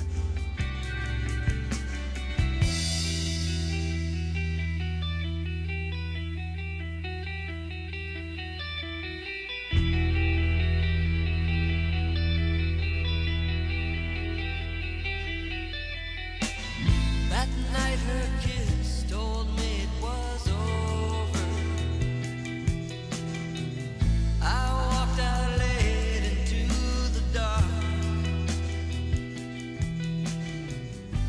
The misty gloom seemed to soak up my sorrow. The further I went on, I felt a spreading calm. Then suddenly my eyes were bathed in light,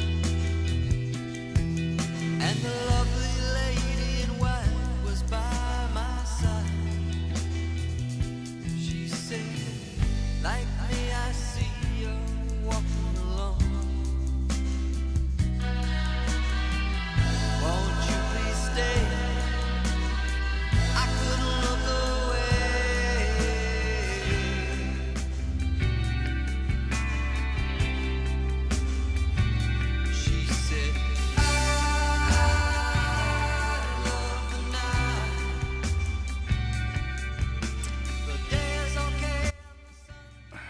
know the backstory to that. The day is okay and the sun can be fun, but I live to see those rays slip away. I know the backstory of that. The Lady in White is a South American Southwest in Mexico ghost story, where the Lady in White shows up on these highways, right, in the dead of night, and when she looks at you, so people go to see her, and I don't know if she's young or old. They drive up, and they go to ask if she needs a ride or something's wrong. Then she looks at them, and there's no face. It's like blackness, like a black void. Like there's this veil she's wearing, and it's like this black void. They freak out and drive away. And that is the story of the American Southwest on the highway. Was it not? What was near the highway? Out of Brawley, going down to Mexico. And yeah, that's where that comes from. That is what. So from Spectres, that's totally in line with the theme of the album. However, the thing is that some of those songs, man, they are not just like ghost stories, man. They're not. And it's like you. Well, see, I didn't know the story you just told of why it's the way that it is. So I had my own thoughts about what it meant, and I didn't think it meant that, but I did think it meant that there was some person who was being tempted by somebody from another plane into coming over to the other side. Well, right. No, because the story behind that is the urban myth, whatever you call it, is that if you looked into the Lady in White's eyes or you let her in your car, she would take you to hell. You'd die. You'd be cursed to walk with her. Well, see, so the lyric to the song says, "She said, I love the night. The day is okay and the sun can be fun, but I live to see those rays slip away. I love the night. There's so much that I can show and give to you if you welcome me tonight." Mm-hmm. Exactly. So you have to, it's the same thing with, we hear the Black Eyed Kids and all the other stuff. You have to welcome her, right? You have to. It's the original Black Eyed Kid. It is. Yeah. All right, listen to this. So this is Veterans of the Psychic Wars.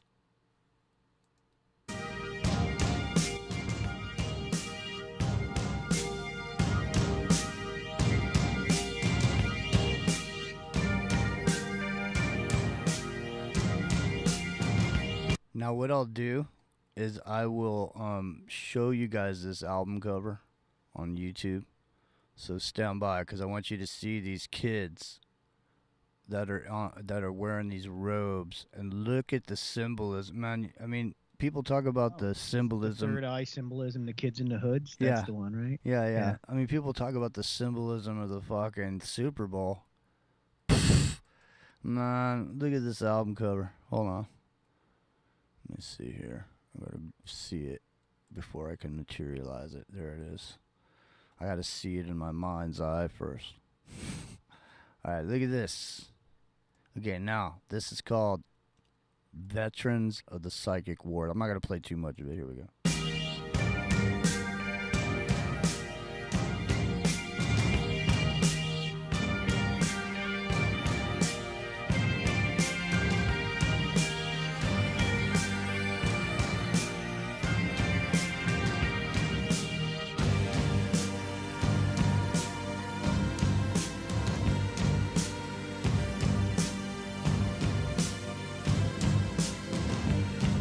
You see me now, veteran of 1,000 psychic wars.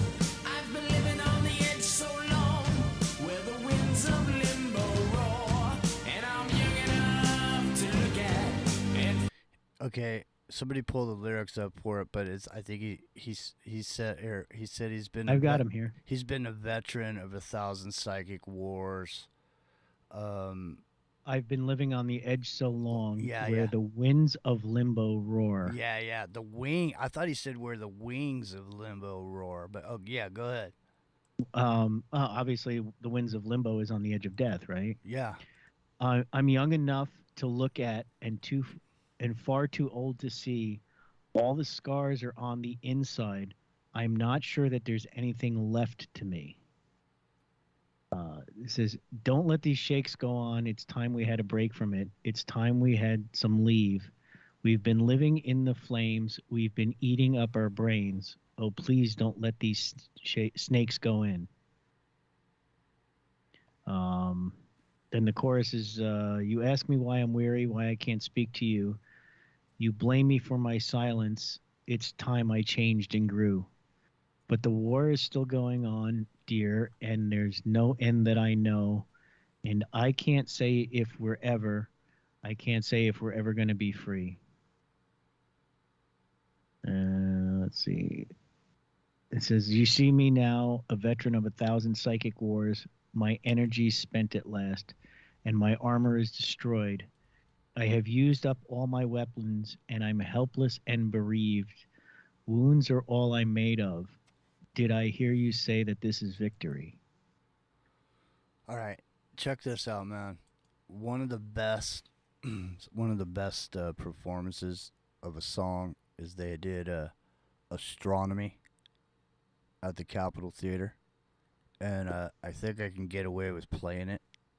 So, do you want to get the lyrics for astronomy? Because listen to what it says, because it reminds me of the lyrics for "A Crack in the World." It's like, it talks about...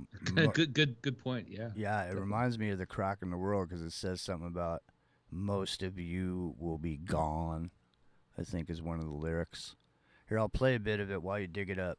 Here comes... I got it. Okay. Go ahead a little bit, and then I'll let it rip, because this is a live one, and the lead performance on this particular song is fucking incredible, man. It's really good. All right, well, this one obviously has some serious occult reference in the lyrics. It says, the clock strikes 12 and the moon drops burst out at you from their hiding place like acid and oil on a madman's face. Yeah, these lyrics are great, man. His reason tends to fly away. Like lesser birds on the four winds, like silver scrapes in May. Now the sands become a crust, and most of you have gone away. So come, Susie, dear, let's take a walk just out there upon the beach. I know you'll soon be married, and I want you to know where the winds come from. Well, it's never said at all on the map that Carrie reads. Behind the clock, back where you know, at the Four Winds Bar. It says, hey, the Four Winds at the Four Winds Bar, 2 doors locked and windows barred, one door let to take you in, the other one just mirrors it. It just reminds me of the Hotel California. Mm-hmm. In hellish glare and inference, the other one's a duplicate.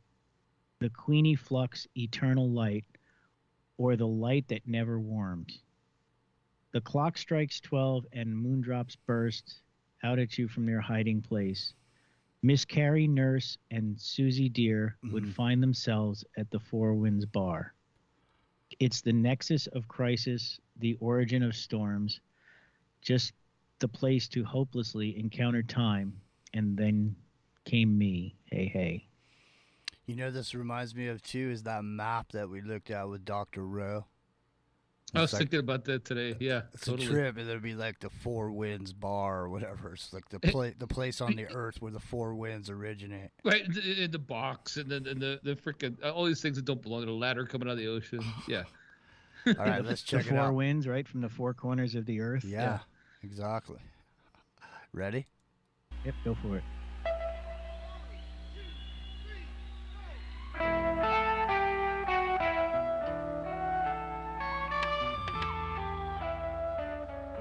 Okay, I hope I can get away with this. I'm going to keep my eye on it. I think I can get away with it. You can't play Blue Oyster Cult. Get a copyright.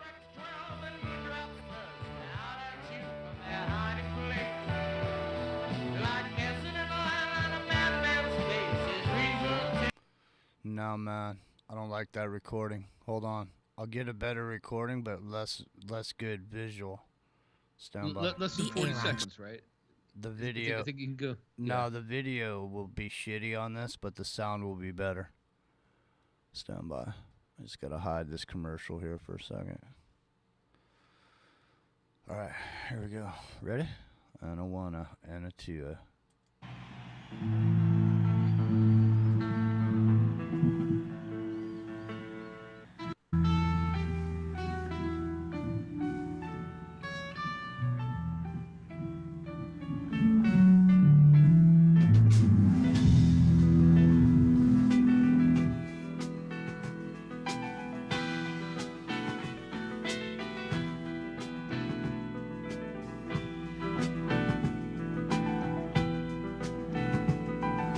Clock strikes 12 and moondrops burst out at you from their hiding place.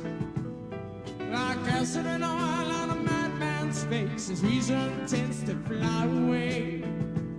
Like lesser birds on the four winds, like silver scrapes in May. And now the sun's become a crust, most of you have gone away.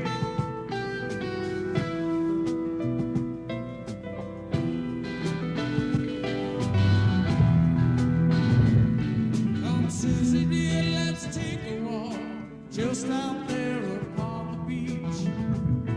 I know you'll soon be married and you want to know where it comes from, but it's never said at all on the map that Carrie reads. Behind the clock back there, you know, at the Four Winds Bar.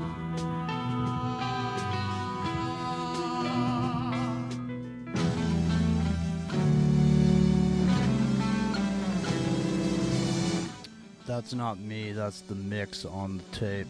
It'll get better.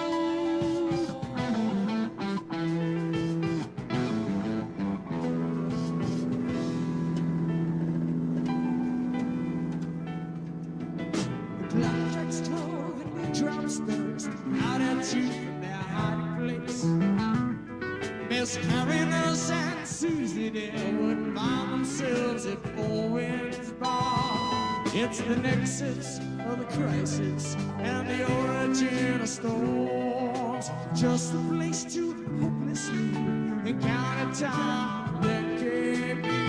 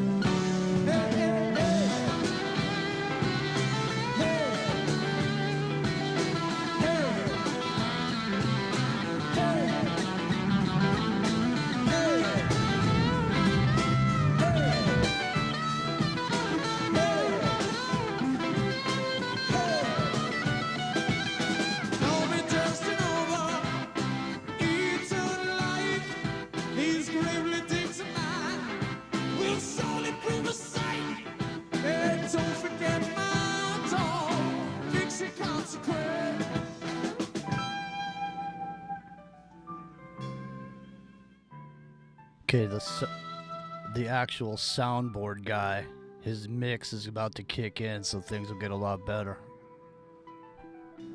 Ready? This lead kicks ass, man.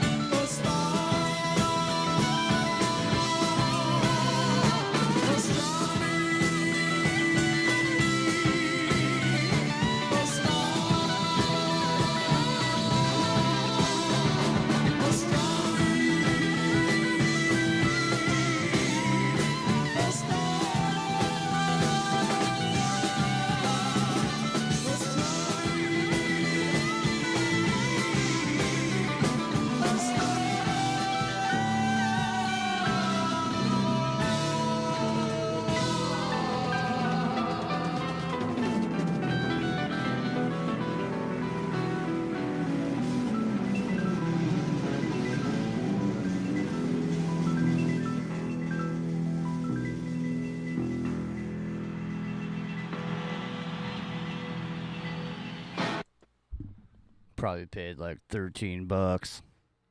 See that shit. To go see that show, right? The stadium. Yeah. No, not stadium, at the sports arena wherever we lived at the time, or wherever. Yeah, no doubt about it. The Playhouse. Yeah. You know the thing about they were really good musicians. I'm not going to put that down at all. No, and like I was saying, like Spectres is I didn't realize that they were really into witchcraft until Agents of Destruction. I didn't realize that it wasn't just a joke. Agents of Fortune, you mean? Agents of Fortune?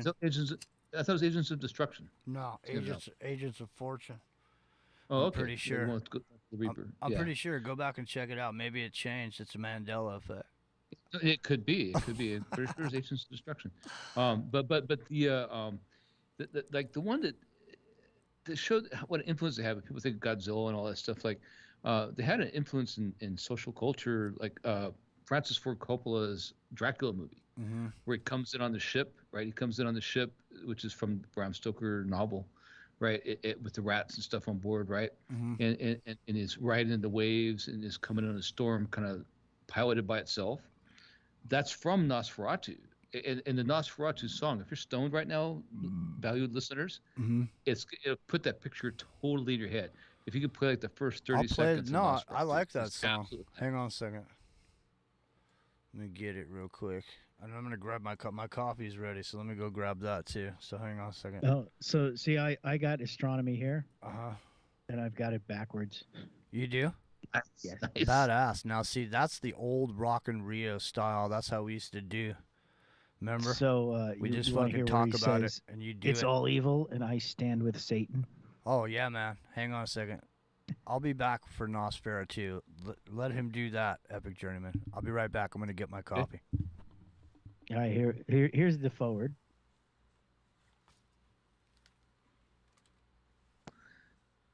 Can't hear it. Can't hear it.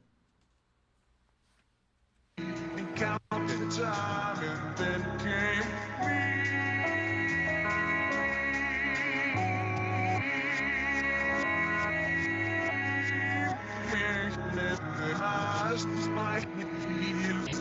All right, it says he may live with us. He said he lives in all of us hell. Just blessed to hopelessly lives in for herself. Small slash join CIRCUS endlessly. There you go, right there. They stand with Satan. It's the next endlessly. It's the nexus endlessly. I said stand with Satan. There you go. There's your evil right there. Let's keep.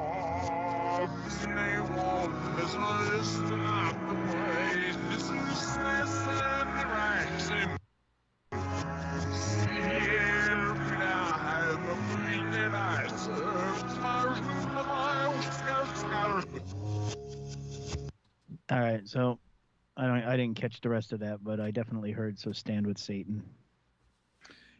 Oh, dude, I don't doubt this at all. Like the thing is, like, I was like in a really spiritualist kind of, mode in my life, and I liked listening to some of these Blue Oyster Cult songs, stoned, and then the first time I listened to some of the stuff and I got this weird vibe, I didn't pay attention to it. I mean, I paid attention, but I didn't think it was. I thought it was just me freaking out or something, right? But then it turned out later on, like, I went back and listened to them again. And it's like, dude, some of these songs, they are.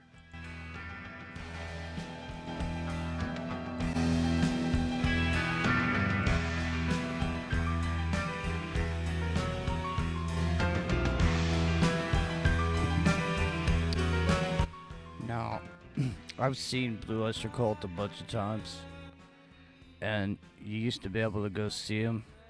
They were called Soft White Underbelly. That was the name that they would play, and they'd go around and play like 2,000 seat clubs under the name Soft White Underbelly. So I saw them a bunch of times under Soft White Underbelly. This is a good song. Here it goes, Nosfera 2, Rio.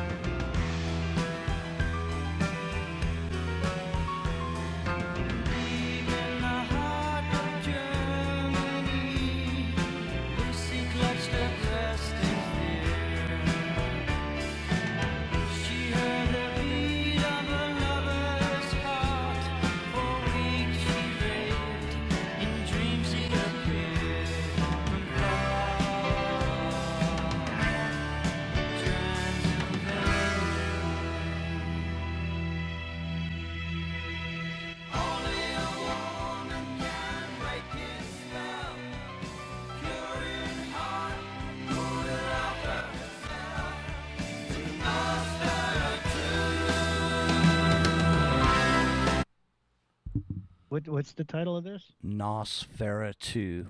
So it's yeah, it's like that. The reason I pointed out is, like, if you've seen the Francis Ford Coppola movie, right, where it comes in on the ship, that's exactly that. Like, if you just put that music as a soundtrack, where you hear the waves. Yeah, no, it reminds me. The ship's coming in. Yeah, so Nosfera 2 is about a vampire, in case people don't know the movie. Anyway, so the lyrics probably are going to be pretty good just by themselves, but I'm sure if you throw this in reverse, even though it's the vocals are like way under there, I don't know if you'll be able to get them out of there.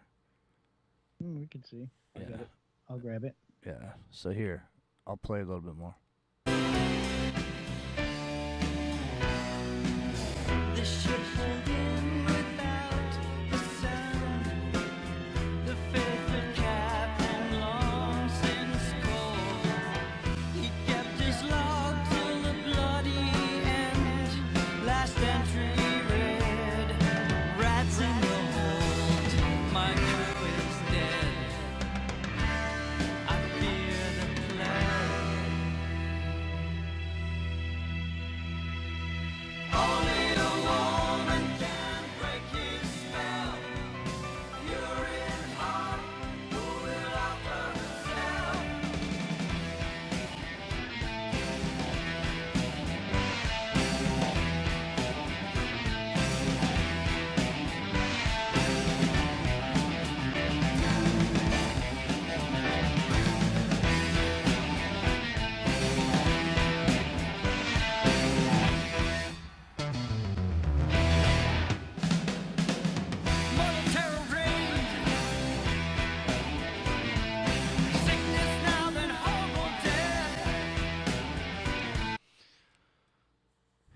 Yeah, man. There's never gonna be more. This the kind of shit is never gonna happen again. And I mean, No, I don't think so. no, I'm just saying the bands and the music that was made.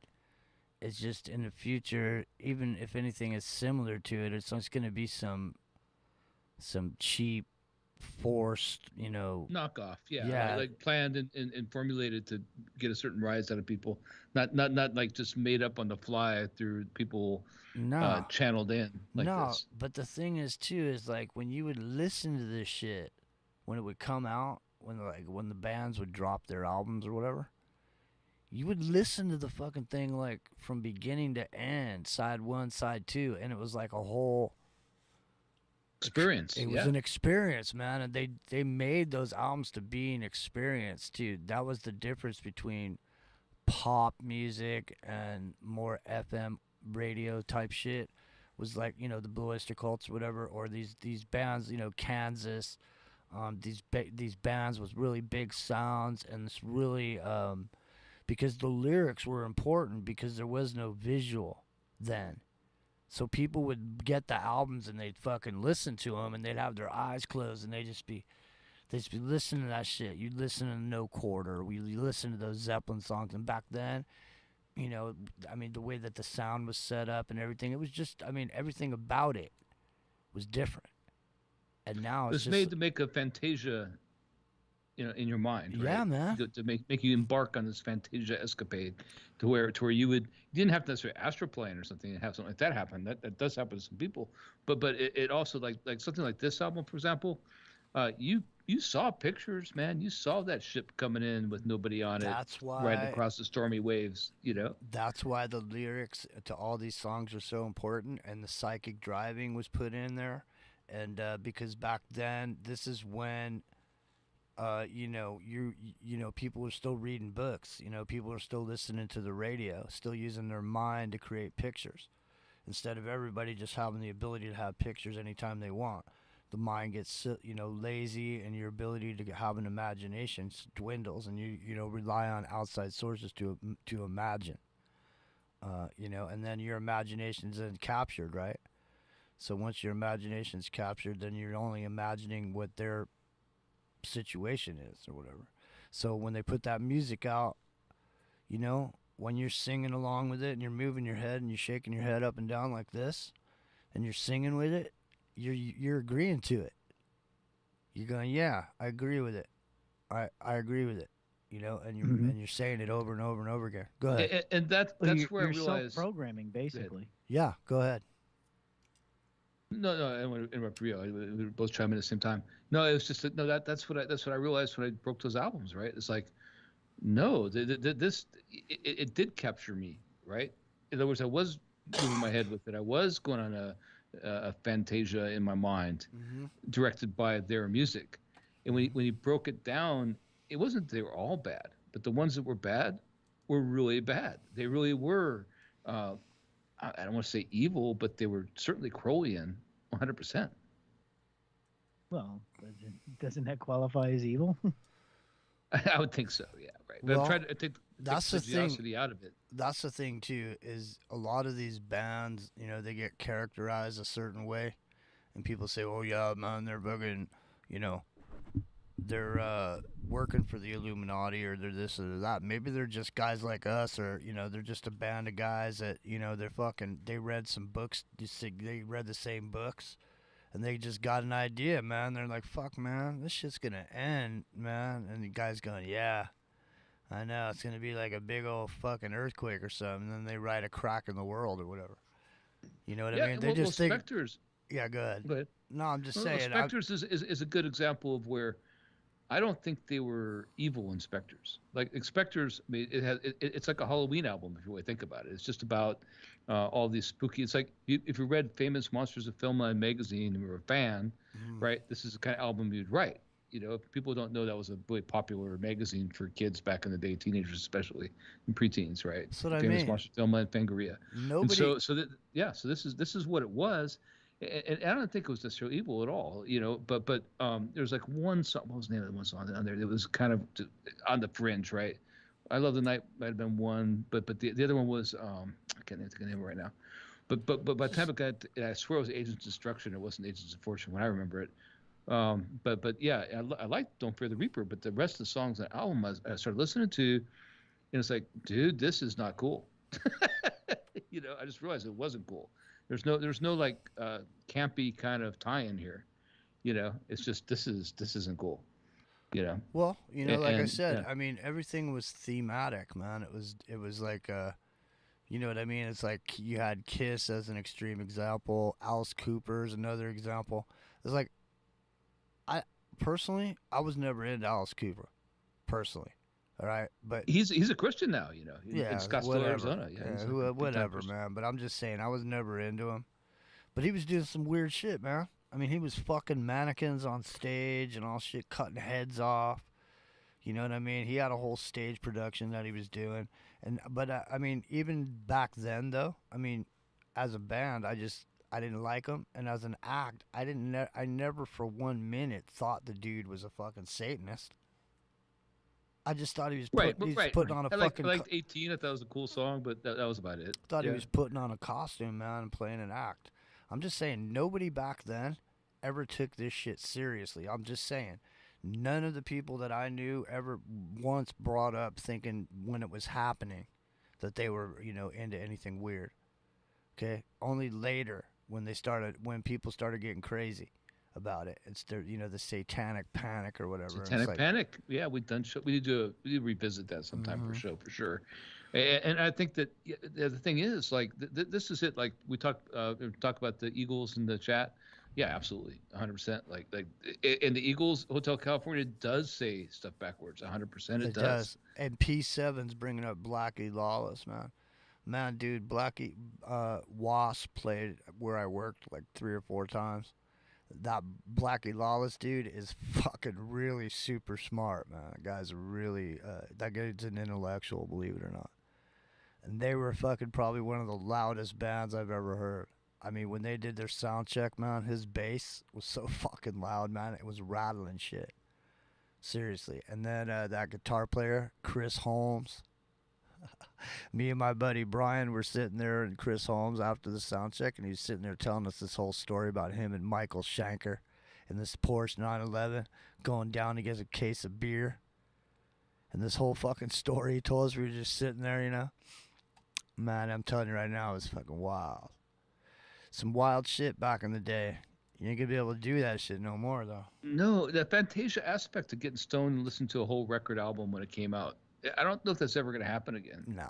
It was so cool in a way back then. The theater of the mind being exploited. I don't want to say exploited for profit. I just mean exploited in the sense that they knew that people would do that, and they made their albums because they anticipated that. So, like, for example, you never were worried about listening to a Moody Blues album. If you listen to a Moody Blues album and you're stoned, you never were worried about it's going to affect your psyche in a negative way. It would never be something you'd have to worry about.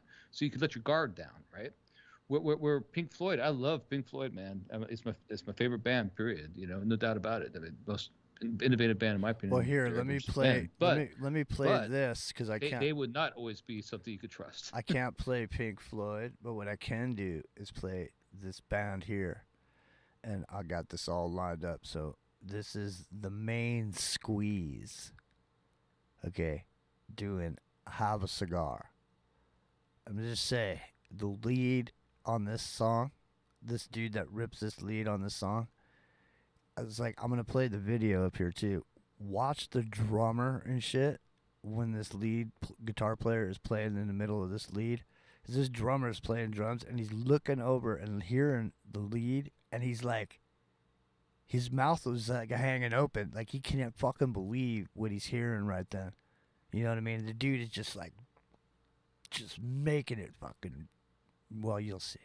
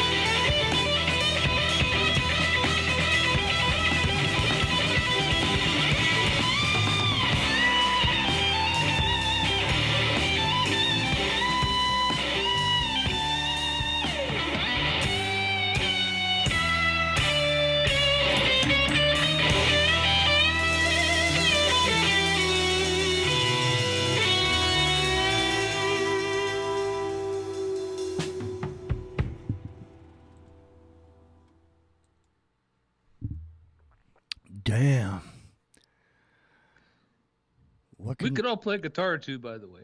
And no, it's like you're like, no, you go ahead.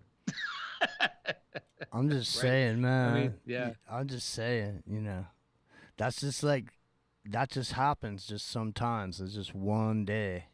You just happen to be playing that day, and you just happen to record it that day, and you just did that show that night. It's always different, you know. I mean, even though the song structure is the same, just for some reason, whatever that day, like he was sitting down most of the time, and then he stood up, man. You know, and then he just.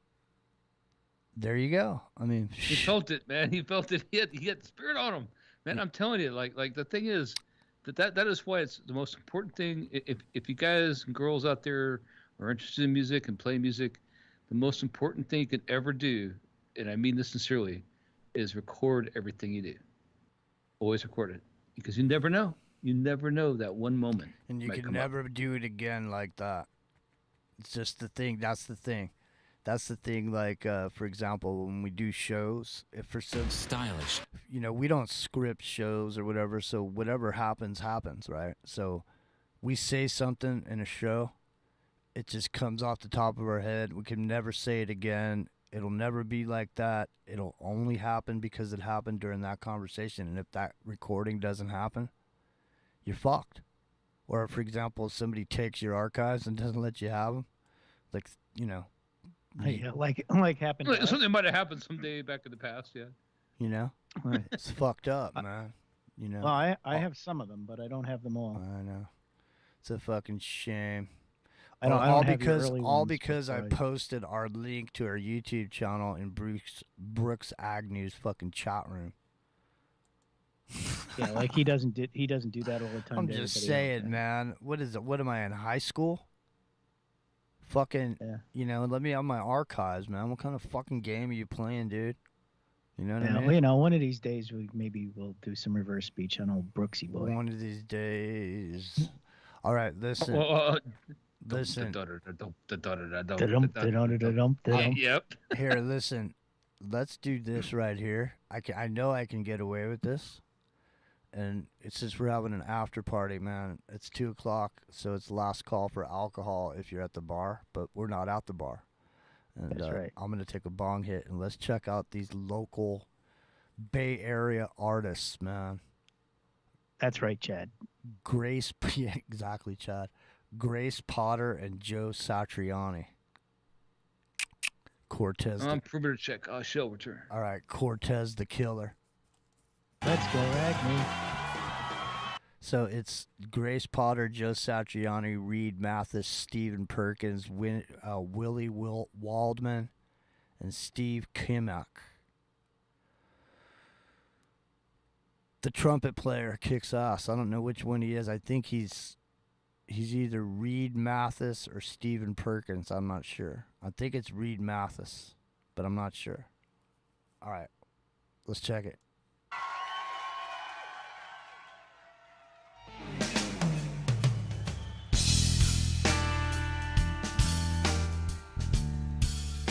Good night, Marty. Thanks for everything you do.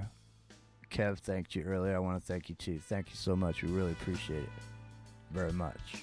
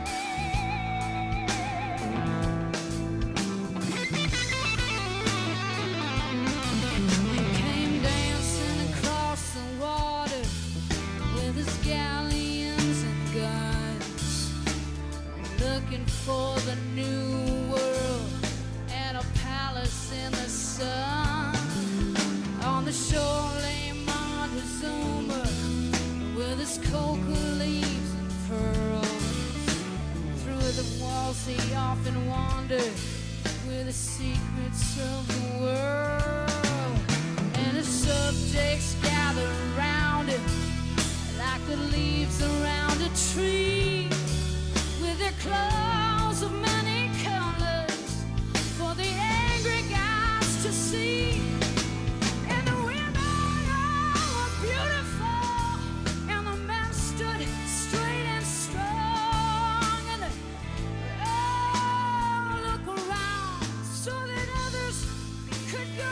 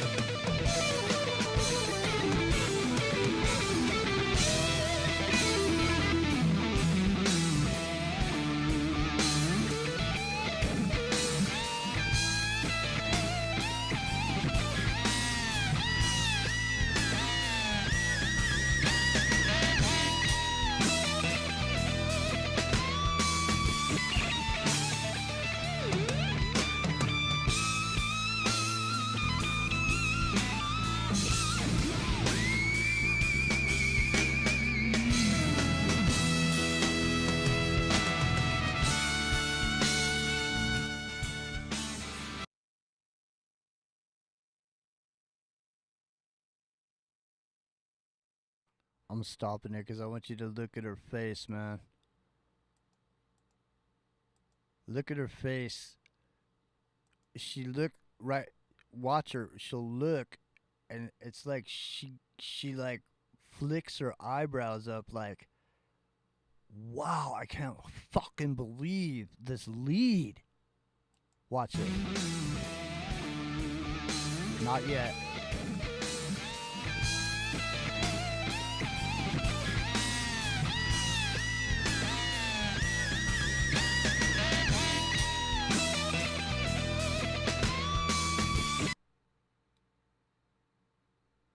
Okay, watch. Watch her eyebrows go up. Watch.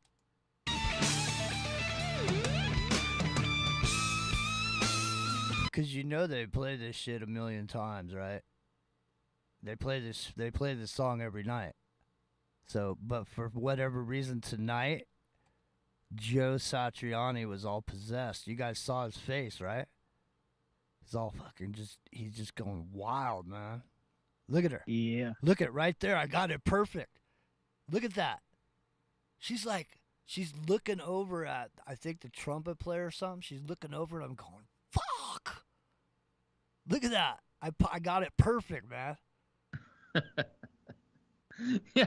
Well, the thing about a great band is knowing when to let people have their room Watch when this. they're hot, right? Watch what's happening when I let this video go. Watch what's going on. Watch the lead and everything where it is. Watch this.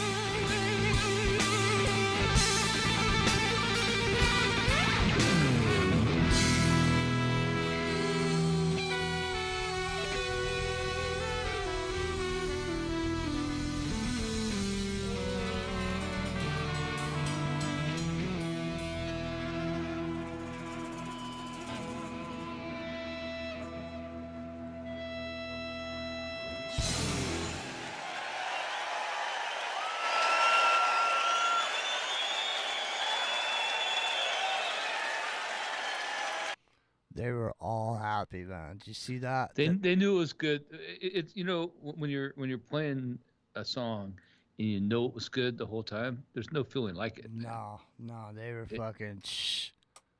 That is just fucking bam. It's ecstasy in a way. Like Yeah, it really yeah. is. What Like can you say? it's one of the few times. There's only a couple things in life that make you have ecstasy, and that's one of them. Like when you know that it was like bordering perfection or profound at the time, and you were part of it. That's it. It's only something that one of the few things that only a band can do. I think. I mean, I don't say only a band, but it's one of the things that a band can do, right? And that you saw it right there, and it allowed the room for the trumpet player to still do his thing. Like that's the whole thing. Like he was playing his awesome lead, but still giving space for the trumpet player to do that overlay. And it only worked because everybody did their part so well. Right? It's just crazy, man. It's just like it's a whole. I don't know. I'm just saying, going and seeing a show like that compared to some of the shows that are out there that make a shitload of money. I'm just saying, just look at how many. Let me see here. There's 1, 2, 3, 4, 5, 6 people on that stage, man. Every one of them is a pro, man. You know what I mean? That's just magic. That's when magic happens like that. We all know what song to play, but just happen to have Joe Satriani and Gracie and that trumpet player and that drummer and that bass player all on that stage that night for whatever reason, and it all came together like that. Badass, man. All right, well look, it's 2:15 on the West Coast. It's 5:15 on the East Coast. Yep. You about ready? He's hungry. You about ready to head on? Yeah, I'm for about sure. to I won't puke. say for sure like I'm ready to go like that. I just mean for sure like I can totally relate. No, it was a I'm great ready show. It's been a long night, and I think we did a good, had a good time. I mean, there's a lot of cool stuff. Mm-hmm. Well, if I know that the chat room's really been into this Zuckerberg that we did part 1 Sunday, and we did part 2 tonight. Maybe there'll be a part 3 as well. Is there more shit in there? Oh, dude, there's an hour and 20 minutes worth of stuff in here. All right, well, listen, let's get the fuck out and say goodbyes in the chats. I'll let some music play here for a minute, and then we'll see you guys Sunday morning. Who the hell? Who knows, man? Maybe we'll see you tomorrow. I don't know. Could be. I'm around, so we'll see. All right, let me get something going here. No, I don't want to get that going, but I'll get something going. Hold on. All right, you guys ready to go? Yeah, we'll see. I'll see you guys on Sunday morning. Yeah. Well, maybe you'll see us tomorrow, too. You never know. That's true. Like we were just saying a second ago. You never know. I don't know, man. My mouse finger. Bye, Marie. Bye, Chad. Bye, Luna. Thanks for being here, Luna. I really appreciate seeing you. So, all right. Bye, everybody. All right. Catch y'all later. Yeah, we'll see you later. Night, everyone. Access to the hottest online Black Friday deals. We'll see you later. Right after the Black Friday deals. I gotta go now. All right. Bye, Marty. Good night. Really don't mind if you sit this one out. My words but a whisper, your deafness a shout. I may make you feel, but I can't make you think. Your sperm's in the gutter, your love's in the sink. So you ride yourself over the fields, and you make all your animal deals, and your wise men don't know how it feels to be thick as a brick. See you guys tomorrow night.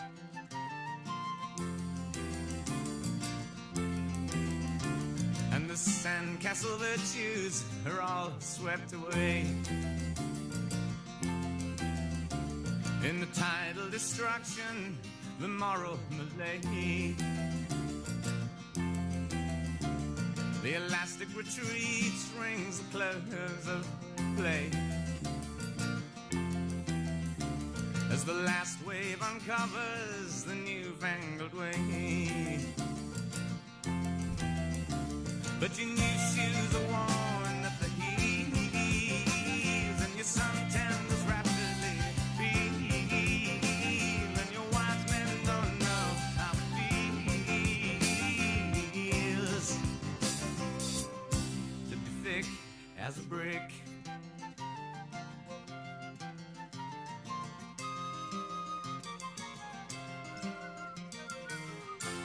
And the love that I feel is so far away.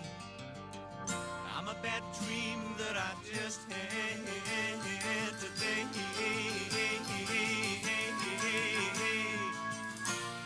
And you shake your head and said it's a shame.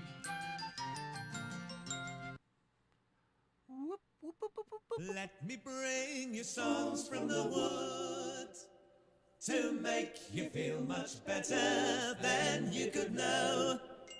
Better than you could know. Dust you down from tip to toe. Dust you down from tip to toe. Show you how the garden grows. Show you how the garden grows. Hold you steady as you go. Hold steady as you join the chorus if you can. It'll make of you an honest man. Let me bring you love from the fields. Poppies red and roses filled with summer rain to heal the wound and still the pain that threatens again and again as we drag down every lover's lane. Life's long celebrations here. I'll toast you all in penny cheer. Let me bring you all things refined. Galley Heights, lit song served in chilling ale. Greetings, well met fellow, hail. I am the wind to fill your sail. I am the frost to take your nail. A singer of these ageless times, with pitch and prose and gossip rhymes.